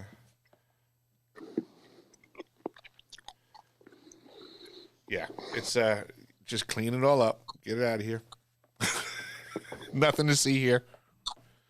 We don't need to take any samples of anything. There's no residue on nothing. But yeah, I mean the peculiarity of things in the greater Long Island area has just been growing and growing from my understanding, my deciphering of my experiences, so to say, and working with some other researchers. So there's this guy, James Oliva of the TLB podcast, who I did actually go to Brooklyn, did an interview with him, drove around Long Island, showed him some stuff. We've been continuing our research together, and it's funny talking with him behind the scenes and sharing my information, because he's a New Yorker, so he speaks with great candor. And he laughs at me because he's like, this is ridiculous. He goes, the amount of fucking shit that you've been in and the connections, the locations, the people, this, like, he just sits there dying laughing sometimes because he's like, how is nobody paying attention to what you're saying? He goes, in a 20-minute conversation, he goes, you can connect more dots to things going on Long Island than,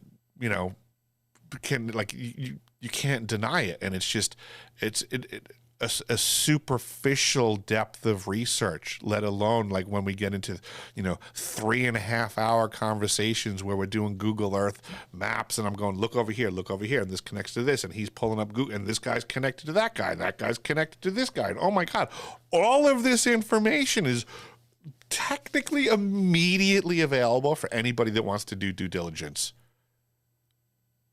Like, the greater Long Island area is a fucking shit show of being involved with the military-industrial corporations, the Jesuits, it's off the wall how connected it is. I would say that like things like Area 51 were made up cover stories because nobody wants you to pay attention to Long Island.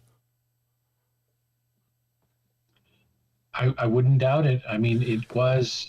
You can follow the esoteric aspect too, Wolf. So like, even just in the grand scheme of like what I'm researching to, there's a connection to something to do with, Germans love being involved with this level of esoteric stuff. The Jesuits, the specific area that I grew up in on Long Island, the early German settlers who probably had esoteric fraternity familiarity. That area of Long Island was called New Jerusalem. That matters more than most people will ever have a comprehension of, and more than I will ever be able to communicate. But the fact that they showed up to this new world and put a fucking spot on a map and said New Jerusalem was not random or coincidental. It was with great purpose and desire. And then to then look at all of the activities that occurred around that pinpoint spot on the map that now associates to these activities that we see going on for eons. Oh, they were trying to make the New Jerusalem.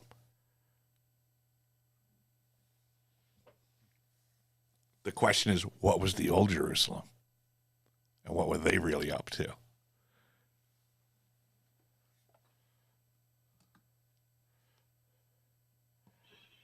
There is a Twitter poster. His name is Charles Pezeshki. Do you happen to know I do not. who that is? No. He writes a blog that deals with all matters relating to empathy and psychopathic elites and elite turnover, kind of like Peter Turchin does. I'll share a couple of his better articles in the next few days. Mm-hmm. I think they might interest you. Fair enough. Yeah, there's a lot of weird things that occurred on Long Island.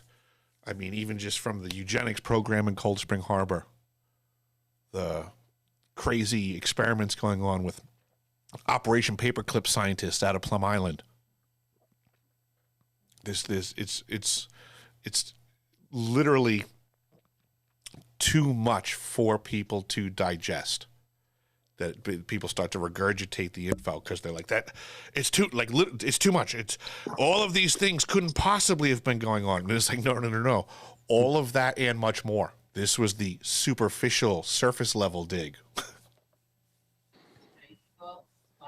It's just what we know about or what has been able to be revealed or uncovered. Mm-hmm. Right? Yep. What's still buried? Correct. Yeah, what would we have found out if Inishvada didn't get demolished? Because the size of that place and the woodwork and the Jesuit activity, the children, I would gather what I learned from the old structures. I'll bet you there's a couple of secret doors, hallways, rooms, levels. Oh, Eric, you've heard stories about rumors about folks who are Satanists or Luciferians wanting to sin against God by harming the most innocent things, Yes. like children. Yes. So you can imagine that they may have had catacombs of sacrifice victims, right? Bones, or just graveyards, or who. Wolf, I've been reliquaries. I've been in these homes. I've seen the rooms. I've seen all of this stuff. You know how it was explained to me? Oh well, these were smuggler rooms. That's how it's always explained. I've been in the structures. I've seen it all. I've worked on it. I've run pipes through it. The contemporary story that's always applied was, well, you got to understand, back in the 1600s, they still had to deal with pirates, and and people could come and still raid, and so you had to have secret rooms, like I've heard all of this stuff, but I've also been in the rooms, and I do not believe that there's one story that covers everything that I saw. Now, those would be perfect ritual spaces, because you could easily have someone blindfolded, brought to the site, Mm-hmm. and then attend a ritual there with their peers, and never know exactly where they truly were. I've been in old Vanderbilt properties where it used to be an original compound but has been since subdivided to many different owners. In each of the basements of the homes, there were tunnels. And I mean, when I say tunnel, I mean a fucking tunnel, like a big, giant, bricked. I mean, so we're talking like millions of bricks required. That was basically like you could drive a car through this tunnel. It's so substantial. And you can leave any one home to get to any of the other homes that were on the property at the time that it was one family compound. So what else is out in the tunnels, Wolf? Is it possible that it was more than just an interconnector from home to home? Is it possible that there was massive underground stuff going on as well? it need not even be massive. It just need to be meticulous, careful, and multi-generational add-ons. Need Right? Need is a relative term, Wolf. You're right. Practical need, no. Because of my familiarity of how the opulence of these people functions, for bragging rights, oh, it absolutely will be fantastic. You'll go through that tunnel and you will show up to something that will be wildly impressive. Otherwise, what's the point, Wolf? Do you remember the last Planet of the Apes movie where they discovered the underground humans, right, with fake masks worshiping a radioactive bomb? I don't. No? Okay.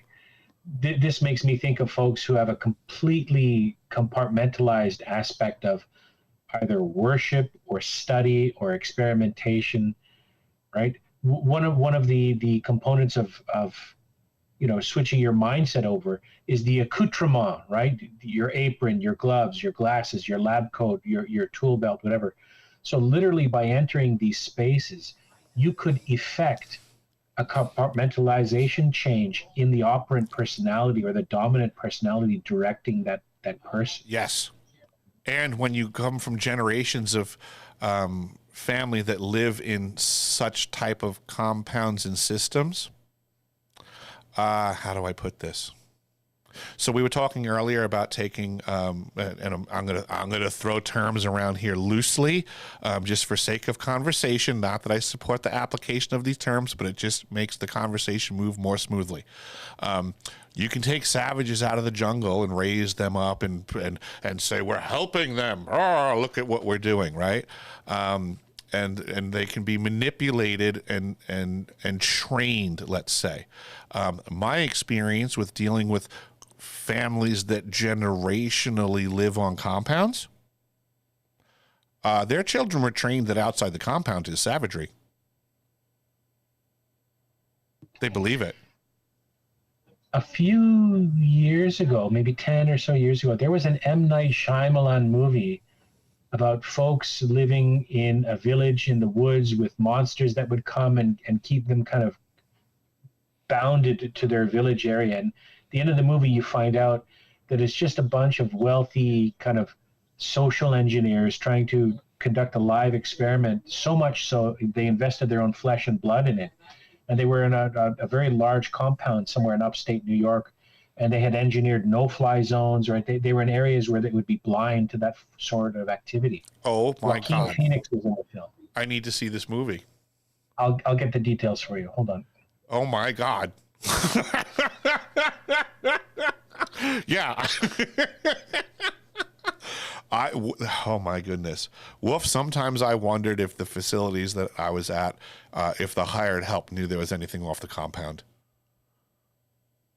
I'm going to be honest. Like because sometimes sometimes the people that were working for the people that own the compound were doing it generationally also. And that made me feel weird. The film's title is The Village. The Village. Sigourney Weaver is in it. Joaquin Phoenix is in it. Oh, I got to look that one up. Brody is in it. Bryce Dallas Howard is in it. William Hurt. I sometimes felt that the hired help was more owned than it looked. I wouldn't doubt it, because through training, so to say. Like, my mom used to cook for this family. My grandma used to cook for this, and you're like, what? I use the term Renfield for that. They're like Dracula's servant Renfield. That would be a family of Renfields, essentially, ghouls. Yeah, yeah. I mean, I'm getting goosebumps thinking about certain properties where you just get in and get out, and this is so funny because it's like I've said before that I felt like I was on some sort of an approved list. And even what I'm thinking right now, like when I just said, like, you just get in, you get out, you don't engage, you don't talk, you don't say, like, but therein lies like probably why I was on the list, because I was content to just do that.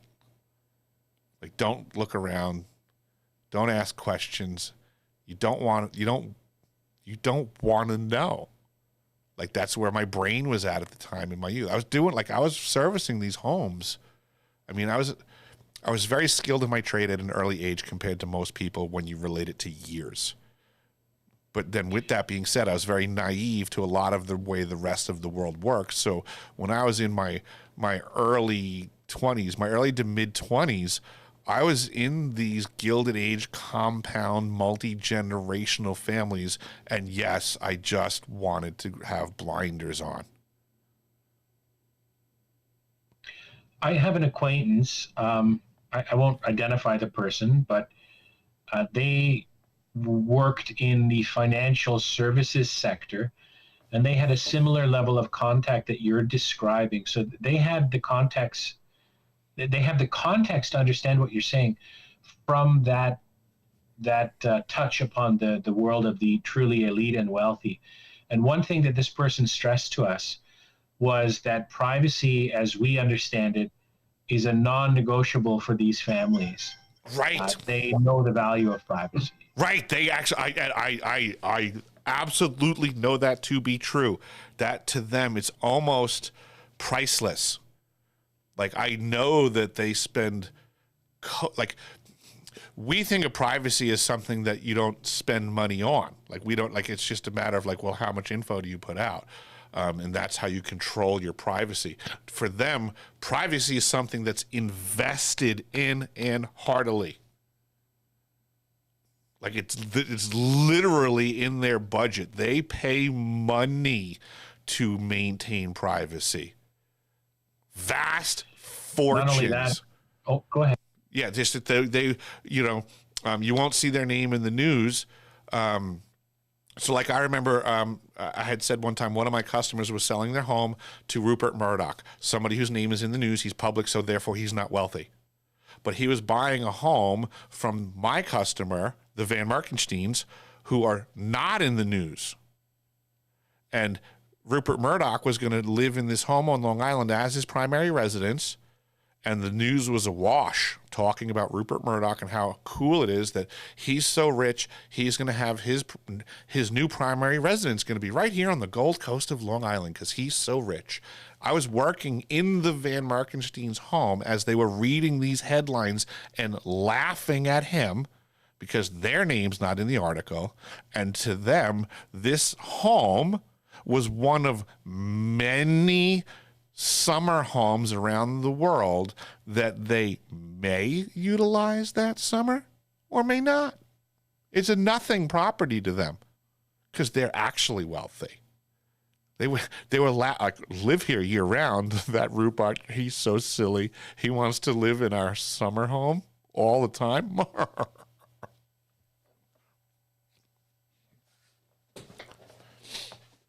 One thing that my this acquaintance also stressed was that the level of vetting that goes on to allow a service provider access through that privacy barrier is Correct. non-trivial, to say the very least. Yep, I can't even begin to understand how I got vetted for that process, but because of who these people are and the fact that I was allowed to be within arm's length, which appeared to be by chance from my perspective now in hindsight is ridiculous. There was these people are so protected on so many levels. The fact that I was within the distance that I could have killed these people technically, I had to have been through some vetting process to even tolerate that proximity without pause. This person indicated that they were also educated in etiquette in terms of what fork to use when and where so that they could be a proper representative of the business servicing these clients. The only forks that I touched of theirs were usually in the sink or the dishwasher. I found it astonishing to also realize that once we talked about this a bit more, it also came out that there was a psychological profiling going on beyond just safety and privacy concerns. It was almost a litmus test to see what are you willing not to say no to, if that makes any sense. Absolutely. Yes. That would be more for the social engagements and the avenue of being manipulated, but in the capacity for which I was working, how do I put this? I believe that I was working for a service providing company, and that company had some semblance of respect for the services that it provided, and we weren't screwed with. I certainly was not there to be manipulated. I was there to provide a service, and I could only put it this way. How do I put this? That service, for whatever reason, I know, in the environment that we were providing services, we were set up to demand respect, or we wouldn't be working in that environment. Does that make sense? Is that we had to function as being absolute in the power for the service that we provided, and I'll go so far as to say that it did come down. I did also do collecting for this company, so it was expected that these people were supposed to operate, well above a level of affluence that money should have never have been a problem. So it was almost like, if I have to have a conversation with you about money, you don't want me to have that conversation, because literally just the existence of this conversation in your world is detrimental to you and not me. You want to pay me, you want to pay me immediately. The fact that I'm having this conversation and can communicate that to your environment is going to be extremely detrimental to you. These were things that I would go around and engage with. So I was also an expert level of understanding these people, the environment, and how to collect accordingly with a smile. See, that makes perfect sense to me from the point of view of operational cover being maintained in terms of privacy, right? Don't get noticed, and not paying your bills is one way to get fucking noticed right quick. Correct. Yeah, and there's a certain level of folks where, again, that wouldn't matter, and not paying your bills is cool, and go ahead and fuck over the plumber. I get that. But then you get to another level, again, the actual true upper crust, where not being able to pay your bill gets you out of being in the upper crust. Like, you're just out. Like, if someone heard it once, you're going to have a lot of problems with every business engagement for the rest of your life. Like, those things also happen. That makes sense. Ultimately, there is a final, it's like in science fiction talk, the great filter. Why don't we see a universe full of other civilizations? For whatever argument, other arguments are made. One of the arguments is that there's a civilizational filtering process, nuclear war, generalized AI, so on and so forth. In this case, the ultimate litmus test in whether or not you can actually be elevated, if you are going to be elevated to a junior position beyond that upper crust, the real upper crust barrier, right? The real wealthy barriers. How much can you not be noticed and still be effective, right? Yes. How diligent are you in maintaining this one protocol of secrecy and fulfilling your obligations? Because ultimately, if you can't keep a secret and if you can't keep your word, you are a fucking liability. Correct. Yep, absolutely. So yes, there were times where I was sent to make sure it was, I guess you would say almost like an integrity test, not just for their ability to pay us, but for them to it's like a threat to their level of participation in the elite group. Like, don't make me have a conversation when I go to your neighbor's house about how I had to have a conversation with you. You'll be out of the cool kids club. And it's so funny now that I'm thinking about it. Like, I used to call them canned speeches. Just like certain, like, I would say, like, I would tell people we're having a conversation that you don't want to be discussed at the country club. And that statement was very accurate. Because I work at the country club too, where all your friends hang out. You know, that makes me think of all of our Hollywood trope, you know, mafia movies, where if the, like in The Sopranos, right? If word got out that you know, offered your wife cunnilingus on a regular basis, right? I'm framing it that way on Understood. purpose. You were somehow less of a made man, or you, like, that's not a thing we do. Or in some films where you have Black American males in military, you know, if you can't fry it, I don't eat it. You know, if word gets out that you did that thing, you're done. You've died a social death. That's correct. And these were all people that the friends, so to say, I was absolutely on excellent terms with, and all of their business dealings were on par. So if I just simply walked over to a table in the country club to say hello to a bunch of my clients, and then somehow, you know, issue out some statement to one of the guys at the table like, hey, remember last time we spoke and you said that you'd have the check for me next week?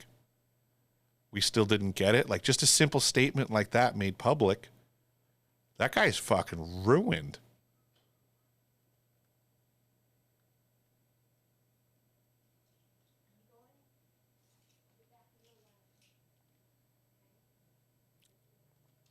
It was yeah, it's so funny. It was such an interesting environment back then. I wish I was doing that stuff now at this age with what I know now versus what I knew back then.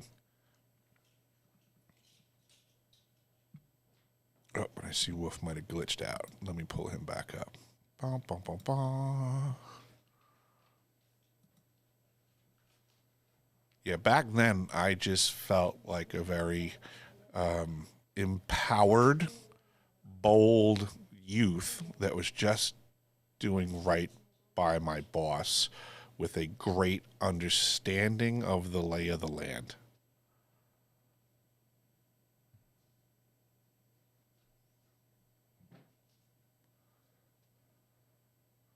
I did pop you back up again, Wolf. Oh, hey, Daz, I just saw you down there. I'm back. I've been having kick in, kick out issues all the time. Sometimes I'll go to my home tab or I'll check a message and then it can get kicked out of spaces sometimes. It's weird. 10-4. Yep. It is what it is. But yeah, no, I was just saying that, like, I really wish I could have operated in that environment with the mind that I have now and the understanding that I have now. I was young. I was like, well, that would have been like probably from the time that I was like 23 to 30 that I was heavy in that environment.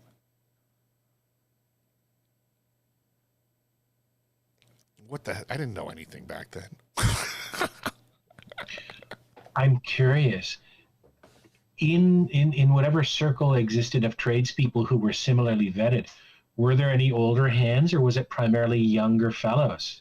It was the younger fellows, who have to be completely honest. Okay. Yeah, I yes. There was I mean I can picture the service departments and who went where, and it was the more affluent clientele. I mean, geez, I'm all modesty aside, they wanted to have good-looking, young, strapping plumbers at the home compared to, and I would almost imagine that might have been dictated. They might have said, like, I don't want some fat slob at my house. I don't doubt that they didn't demand that as, like, on the checklist. Like, we'll be happy to use your company, but my wife happens to not like a big fat guy. And the wife could have just been saying that because she wanted to see a young dude, for all I know, that she was able to, you know. It's so funny looking back in hindsight. Like, these people they were paying the bill. They were paying money, like good money. So they certainly never pause in asking for what they want for their dollar. I do know certain plumbers that were getting into some certain extracurricular activity on some of these properties, which oftentimes was just the Eastern European youthful hired help.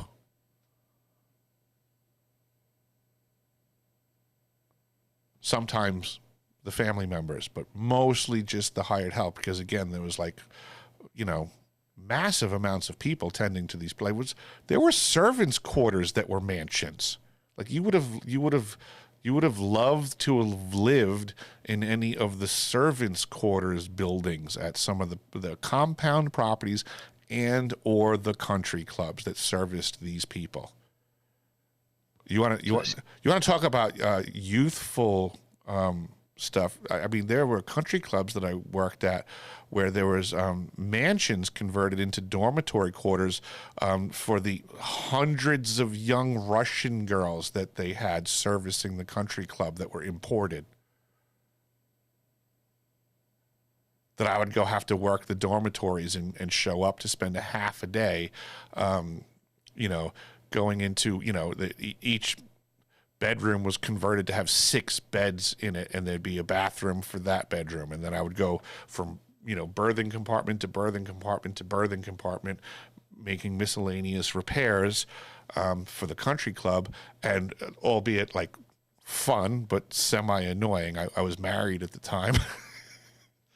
But there was literally like rooms full of 18 to 22-year-old like Russian model level women running around half naked, teasing me while I'm trying to fix the sink. And they're all like, "What are you doing tonight? You should come pick me up." And I'm just like, "Oh, Jesus fucking Christ. Like, gals, this is hilarious. This is great. Thanks for the eye candy, but I'm not coming to pick you up tonight. I'm married. It's all good." Excuse me. But that just made him try harder. But like, God only knows what's going on in those facilities when you have like, that is the environment.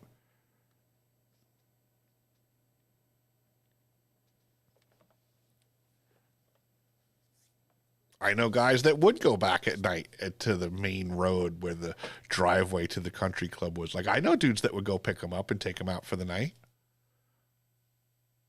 Otherwise, they were like prisoners in the dorm.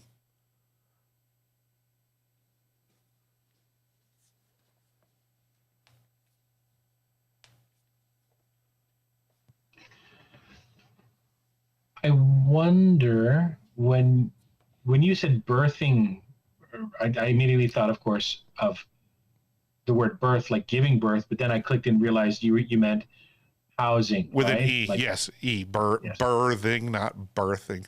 Yeah, it's more of a Navy term. It's a bedroom. Did you observe anything like a birthing room? No. Okay. Nope.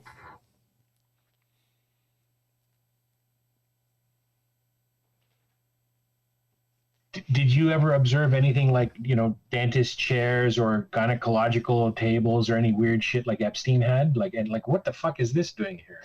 Anything like that? Not in the Long Island facilities, but I will tell you this much. I did visit the Biltmore Estate in North Carolina.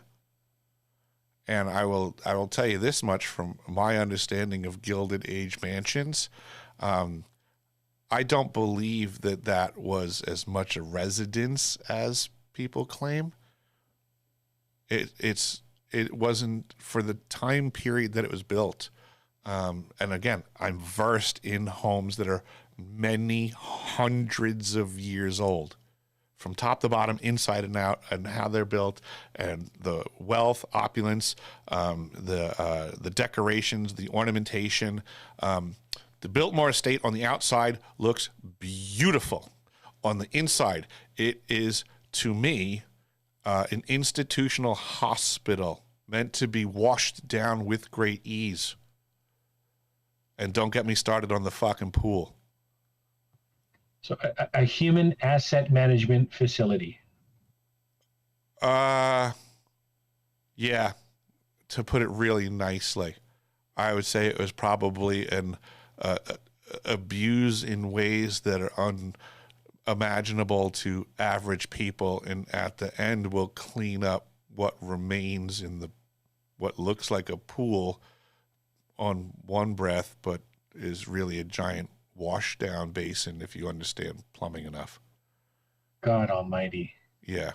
I almost think of it like, so when I was saying the butcher baker, the guy that would take people into the woods and chase them down, I almost feel like the Biltmore was a home where the activity was like, run, good luck, and when we catch you, we're going to do whatever we want to you. Like it's a maze of a home, but it's not ornate enough inside at all. Like not even close. Not even close. It looks institutional.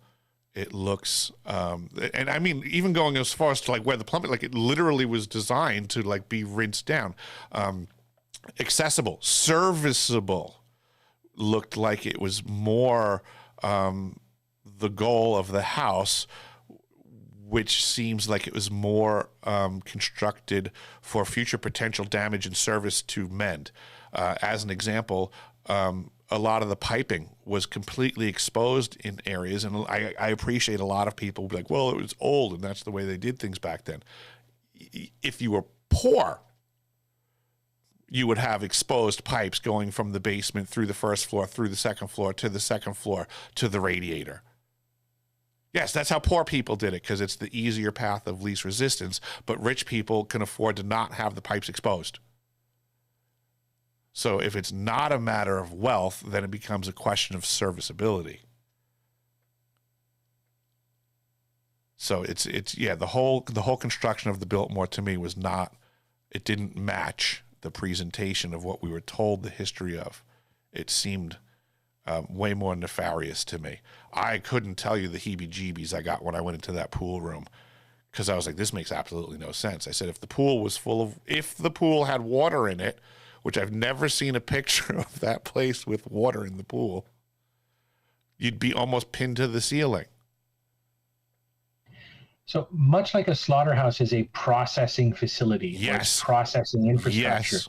This was a process infrastructure. That's what it looked like to me. Yes. Absolutely.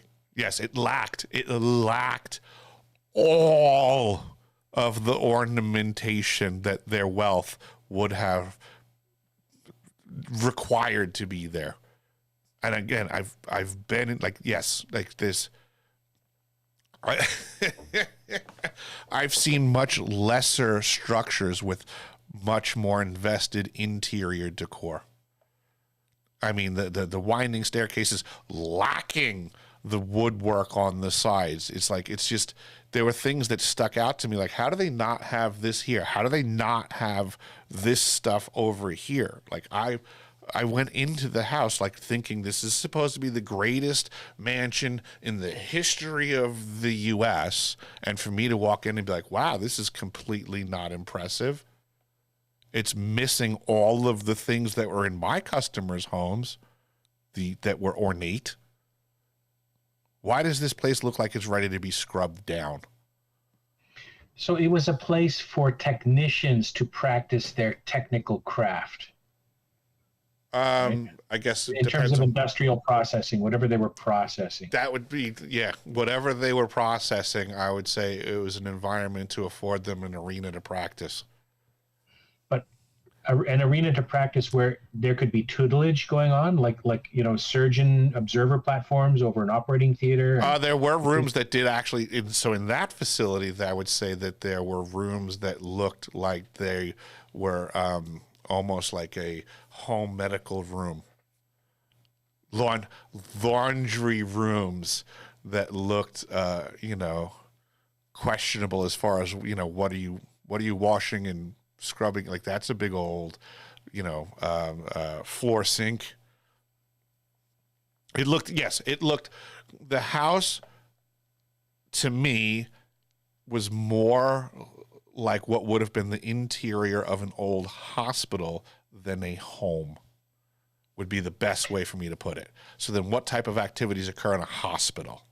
What kind of services? You have people that need to feed people. You have people that need to provide the housekeeping services. So think of all the services that go on in a hospital, and it was like this building was built more to provide for all of the services going on and the people providing the services than it would for someone living in a home. You're familiar with the term sanatorium? Not for crazy people, yes. but for health. Yes. It would be more along the lines of that, Wolf. Correct. Thank you. Like that, when I say yes, that it was more industrial than residential, yes, it would have been more like a sanatorium at the time, which I can again appreciate that when the average person walks in and they see this place restored to its full extravagance of the time, it looks like an old sanatorium to me versus an ornate Gilded Age mansion.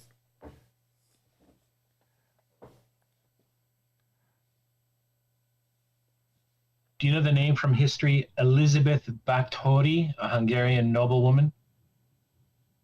I feel like it rings a bell. Báthory. She was renowned in legend for bathing in the blood of virgins and restoring the youthfulness of her skin and so on. Yeah, I don't doubt that. That one of the things that freaked me out about the pool room in the basement too. Like, as if they couldn't have a pool room at ground level with a big greenhouse around it, fully heated. Like, this was the least attractive rich person's pool I've ever seen for lack of ornate, literally designed to be hosed down with the addition of multiple fire hoses in the pool room. Like, soon as I saw that, I was like, this is fucking nuts. Like, what do you have these oh, we leave the pool drain. We just need to fill it up instantaneously. Like, it was the weirdest thing to me. It was like, you can literally walk in the room and it's like, all right, you can call it a pool room, or you can just say it's the rinse down room. And I have heard people say that, like, oh, well, it's because back then, they would just, they didn't have ways to keep a pool clean like we do now, to which I just laugh and go, so wait, you're telling me that they didn't have recirculating pumps, they didn't have chlorine, like, you're telling me all the things that I know that they did have, you're going to try to convince me they didn't have them? The Romans had pools that were clean. So, right, and filled 24 hours a day and able to be maintained. So don't tell me that the Biltmore estate, that the level of technological advancement was they filled the pool when they needed it filled and drained it down because they couldn't keep it clean. Yeah, I'm not buying it. There's a British cartoonist named Bob Moran, and one of his best pieces is called The Ball Pool. And I shared an image of it in the chat bubble. Is that the one that's the rendition of the Biltmore? I don't know if it is supposed to be a rendition of the Biltmore, but it's certainly a pool of blood being bathed in by elites. Oh, I see. Yeah, no, that's not the Biltmore. But there are, if I'm not mistaken, I forget if it was Clinton or Epstein or someone, like, there are artistic renditions of what's accused to be the Biltmore, but where it shows, like, children in nooses. And I would say that it does look exactly how the Biltmore looked. That's the creepy Podesta or Tony Podesta art. Yes. Yeah, I mean, and there were the ropes hanging there and stuff. So it's like, yeah, it's wild stuff. Yeah, and again, not that I support, nor that I think is appropriate, nor would I not, do everything in my power to stop it. But the fact that I can at least respect that there's lunatics out there that may have an appreciation for thinking that bathing in the blood of virgins has value for them. I mean, we need to appreciate that those lunatics are probably walking amongst us. And then where would we find them? The Biltmore. Biltmore. That's kind of the thing you would definitely need impregnable privacy for, Right. Which comes from having generational servants doing your bidding. So many properties that I worked at, also these compounds and stuff, like you could see how endeared the staff was to the property owner, because I mean, straight up, like these people were also like, oh, I love working here, you know, the family's gonna put my daughter through college, you know, they would pay for all of the stuff, like, you know, the people that worked on the property, it bothers me saying this stuff because I feel like they were slaves now. The people that worked on the properties they couldn't be more indebted to the property. I mean, their house, like their residence, is on the property. They don't own that. They don't have a mortgage to it. They don't have a right to it. Their only entitlement to it is through laboring. They have to work there to live there.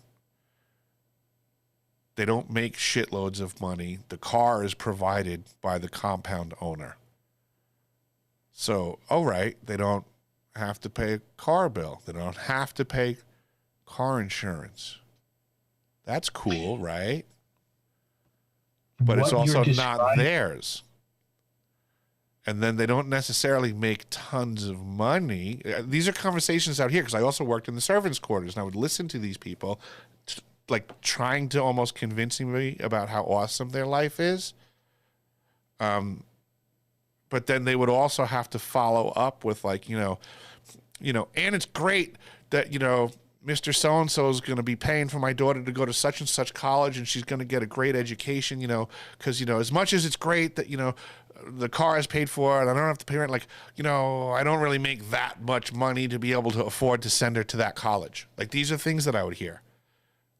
And it was like, it was like, oh, are you free?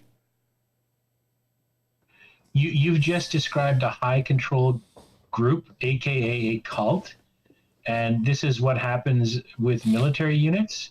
This is what happens with Scientology and their Sea Org, right? This is what happens with LDS and other religious compound-like groups. So they're bonded servants, essentially, in a dynasty-based cult. I can follow that. High control group. That's good terminology. Bonded even works from how my brain works. Not only do you pay them or reward them with tokens of money that devalue based on their future labor, they're invested in the future of their children to such a degree that their loyalty to you then is bound even further, because yes. breaking that oath of silence or that implicit bond of silence would reap catastrophic consequences for their children, and thus also at a much deeper biological level, their own continuity into the future, their own genetic lineage continuity into the future through their children. That's horrible. Yep. And then that's why I also feel like I'm sure you can imagine, as I'm doing right now, that this stuff would, I think, what the hell was that movie? Like, just when I thought I was out, they pull me back in again. It's The Godfather 2. Got you. So I feel like that would happen in these multi-generational servant situations, is that as much as they're endeared, an aspect probably wishes they could break away, and that what I feel and what I observed is almost like it's a love-hate relationship also, that as much as like the father may be like, all right, I want my daughter to get their college paid for, but so she could get away, right? That there would be that mindset of a desire for the servant father to have the child break away from the service.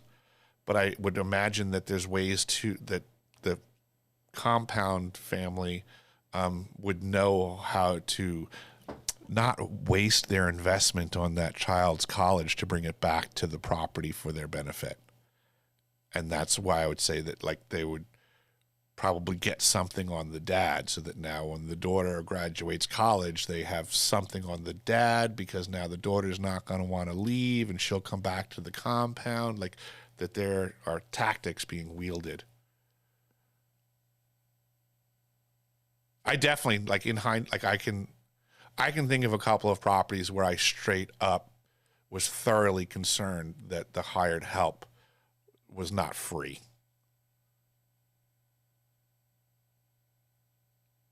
This happens in Arabia. We've heard stories about Filipinas and others being abused and kept as chattel, essentially, in those circumstances. So it's in us as human beings to do this, and there's no reason to think it would not have a continuation in a slightly different context, but to be substantively the same practice. Right. And looking at the lay of the land, so to say, being that compound, I mean, I can say with great ease,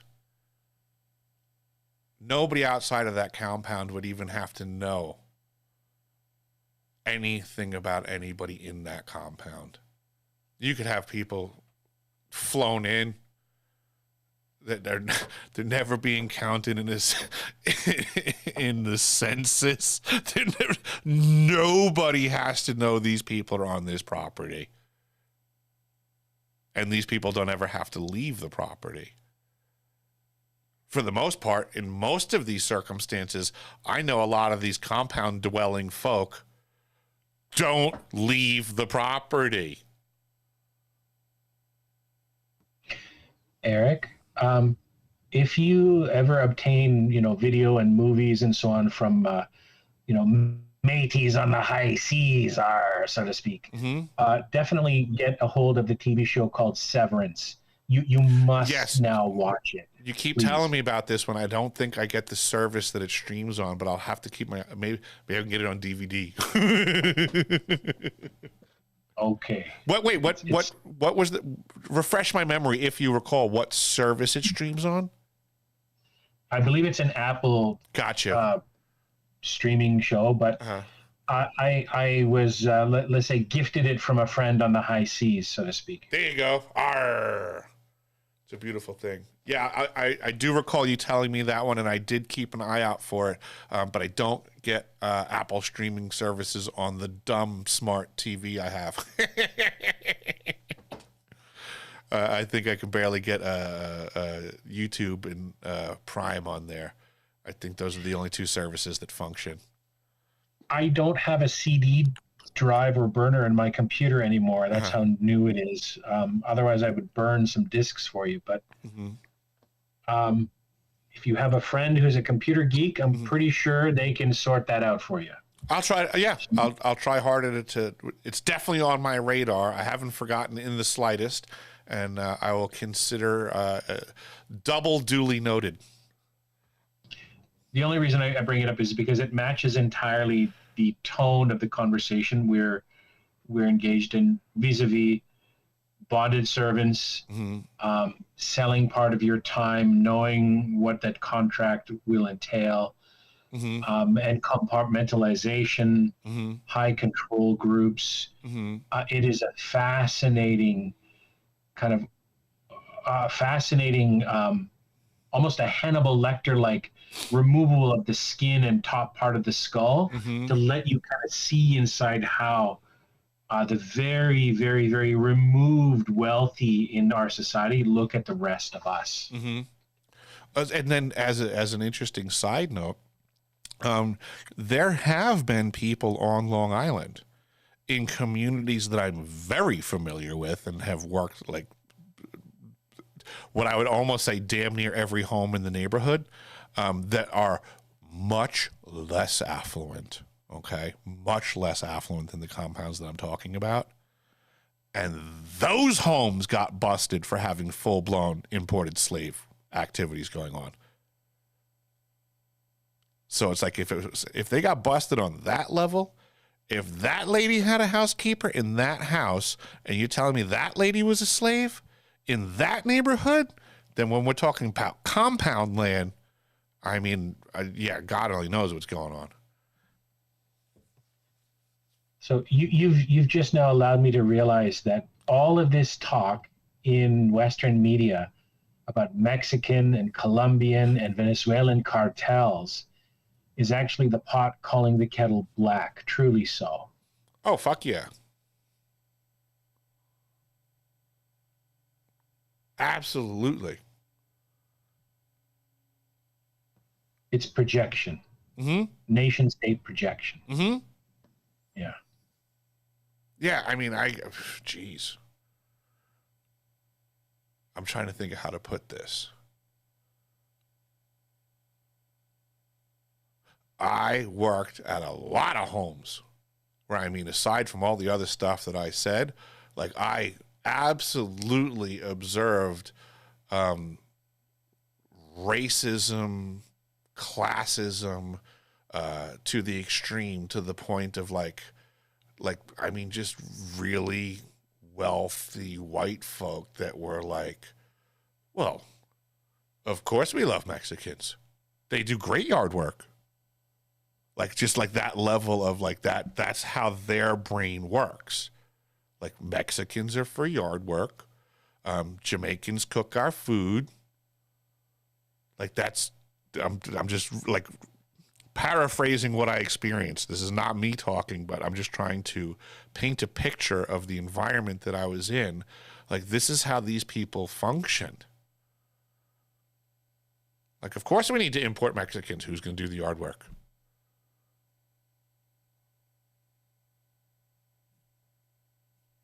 Go for it, Randall.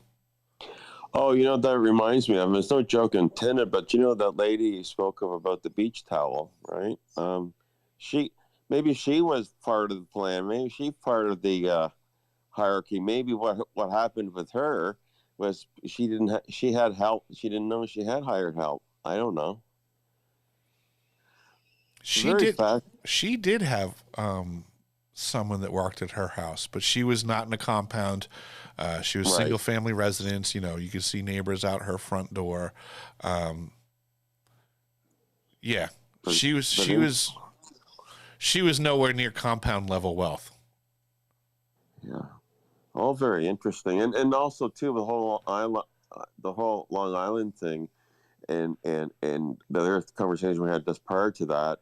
I mean, Tesla had his work stuff, not compound, but he had his stuff there too, right? So he was out on the North Shore of Warden Wardenclyffe as well. Absolutely. Tesla also knew where to hang out where the money was.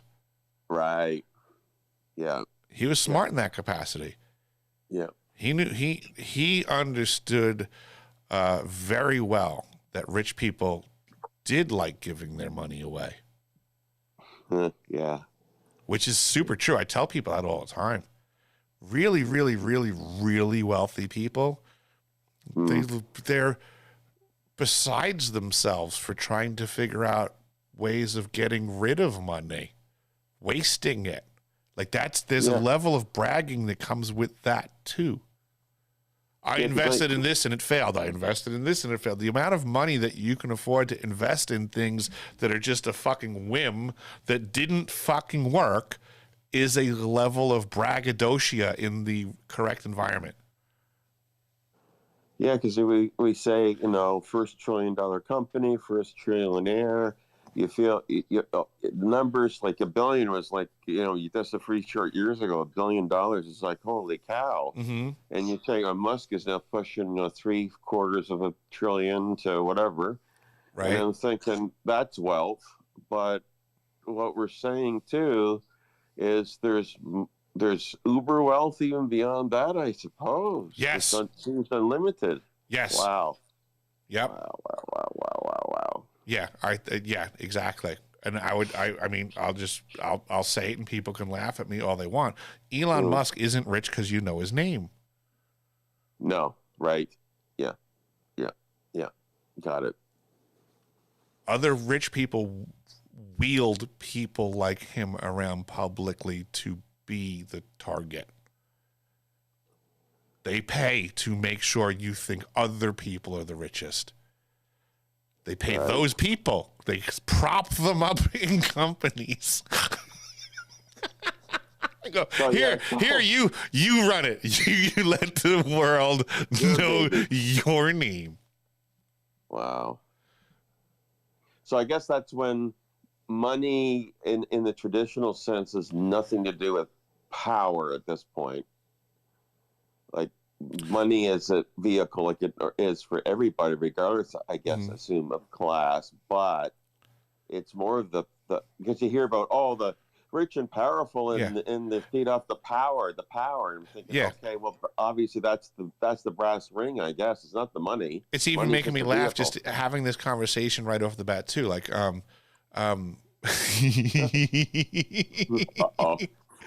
Randall, where does Elon Musk work? Tesla. Right. So he works, right? No, I don't think he does, actually. Well, it's presented that way to be like, right? Like he has a company, he runs like that technically is a presentation of Elon Musk works. That also means you're not rich. Think rich people consider themselves as working? No. Do you think they wake up and go to work? No. Right. Do you think that they need to leave their library or study in their home, in their compound to generate billions of dollars? No. Right? So who's the richer person? The one that has to go to work or the one that goes in their study, lights a cigar, makes a phone call, and moves billions? Yeah. Yeah, wealthy people don't go to work. They don't have a fucking schedule. They don't have to leave their house unless they want. They don't do anything they don't want to do and dictate. Wow. No one calls them to make them go anywhere. Yeah. They make the calls. They move the people. They cause the action. Companies rise and fall by phone calls they make. Yeah, it reminds me of that movie, and it's comical. It's a great movie. Trading Places is probably the epitome of like wow, like Randolph. Pork bellies. Short on pork bellies. Pork is a commodity there, Eddie. And so, wow. Well, as I'm filing through my my pocket, I got 2 pieces of lint, but that doesn't count for much in the money, right? So there you go. Can't relate. Holy cow! You can always trade up. Yeah, I mean the basement floor is the basement floor. There's nowhere else but up for you today, Randall. Yeah, that's about the size of it. Yeah. Mm-hmm. Well, I am going to wind up shutting this thing down. As always, it's been a wonderful conversation. I'm getting hungry, and I also probably have a savage amount of snow to move today. But I got a snow thrower, and the luge will grow to wonderful, spectacular lugeability. I think this is the year of the snow luge finally. So thank you, everybody, for engaging in the conversation. Woof. Please do look into that facility, the Jesuit Inishfada, INISFADA. Gaelic for Long Island, Jesuits, Brady family. It's a topic you're interested in, and I think it'll afford you some wonderful information. I'll do a delve into that this evening or this afternoon. Thank you. Inishfada. Inishfada, the Brady family, the Jesuit connections. There's a lot going on there. If I remember correctly, she literally said that the house was built to be like a training facility for the poor boys of Long Island that needed a proper education. Like, yeah, there's a level of depravity built into that whole situation. Did you see a video clip breaking down a scene from the Pinocchio movie where they talk about the island all the boys are sent to, and they don't come back as boys, right? Welcome to Inishfada. Oh, jeez. Got it. It's on an island, correct? In the cartoon it was. I don't know about Inishfada, but it may as well be an island if it's a compound. The name of the compound is Gaelic for Long Island. Inishfada means Long Island. Oh, no. Oh, yes, it be so. Correct. It was a facility to re-educate boys, an island where I would say, yes, they didn't come out boys. There are connections, sir. It's an old bill. I would imagine the Pinocchio movie was created around the time Intifada was created. Maybe I'll look into it and I'll compile some notes. Awesome. I look forward to it all. I love mental jamming. You guys have an excellent day, and I look forward to chatting tomorrow. I will catch you on the flip side, and be well. Share my stuff if you can. Will do.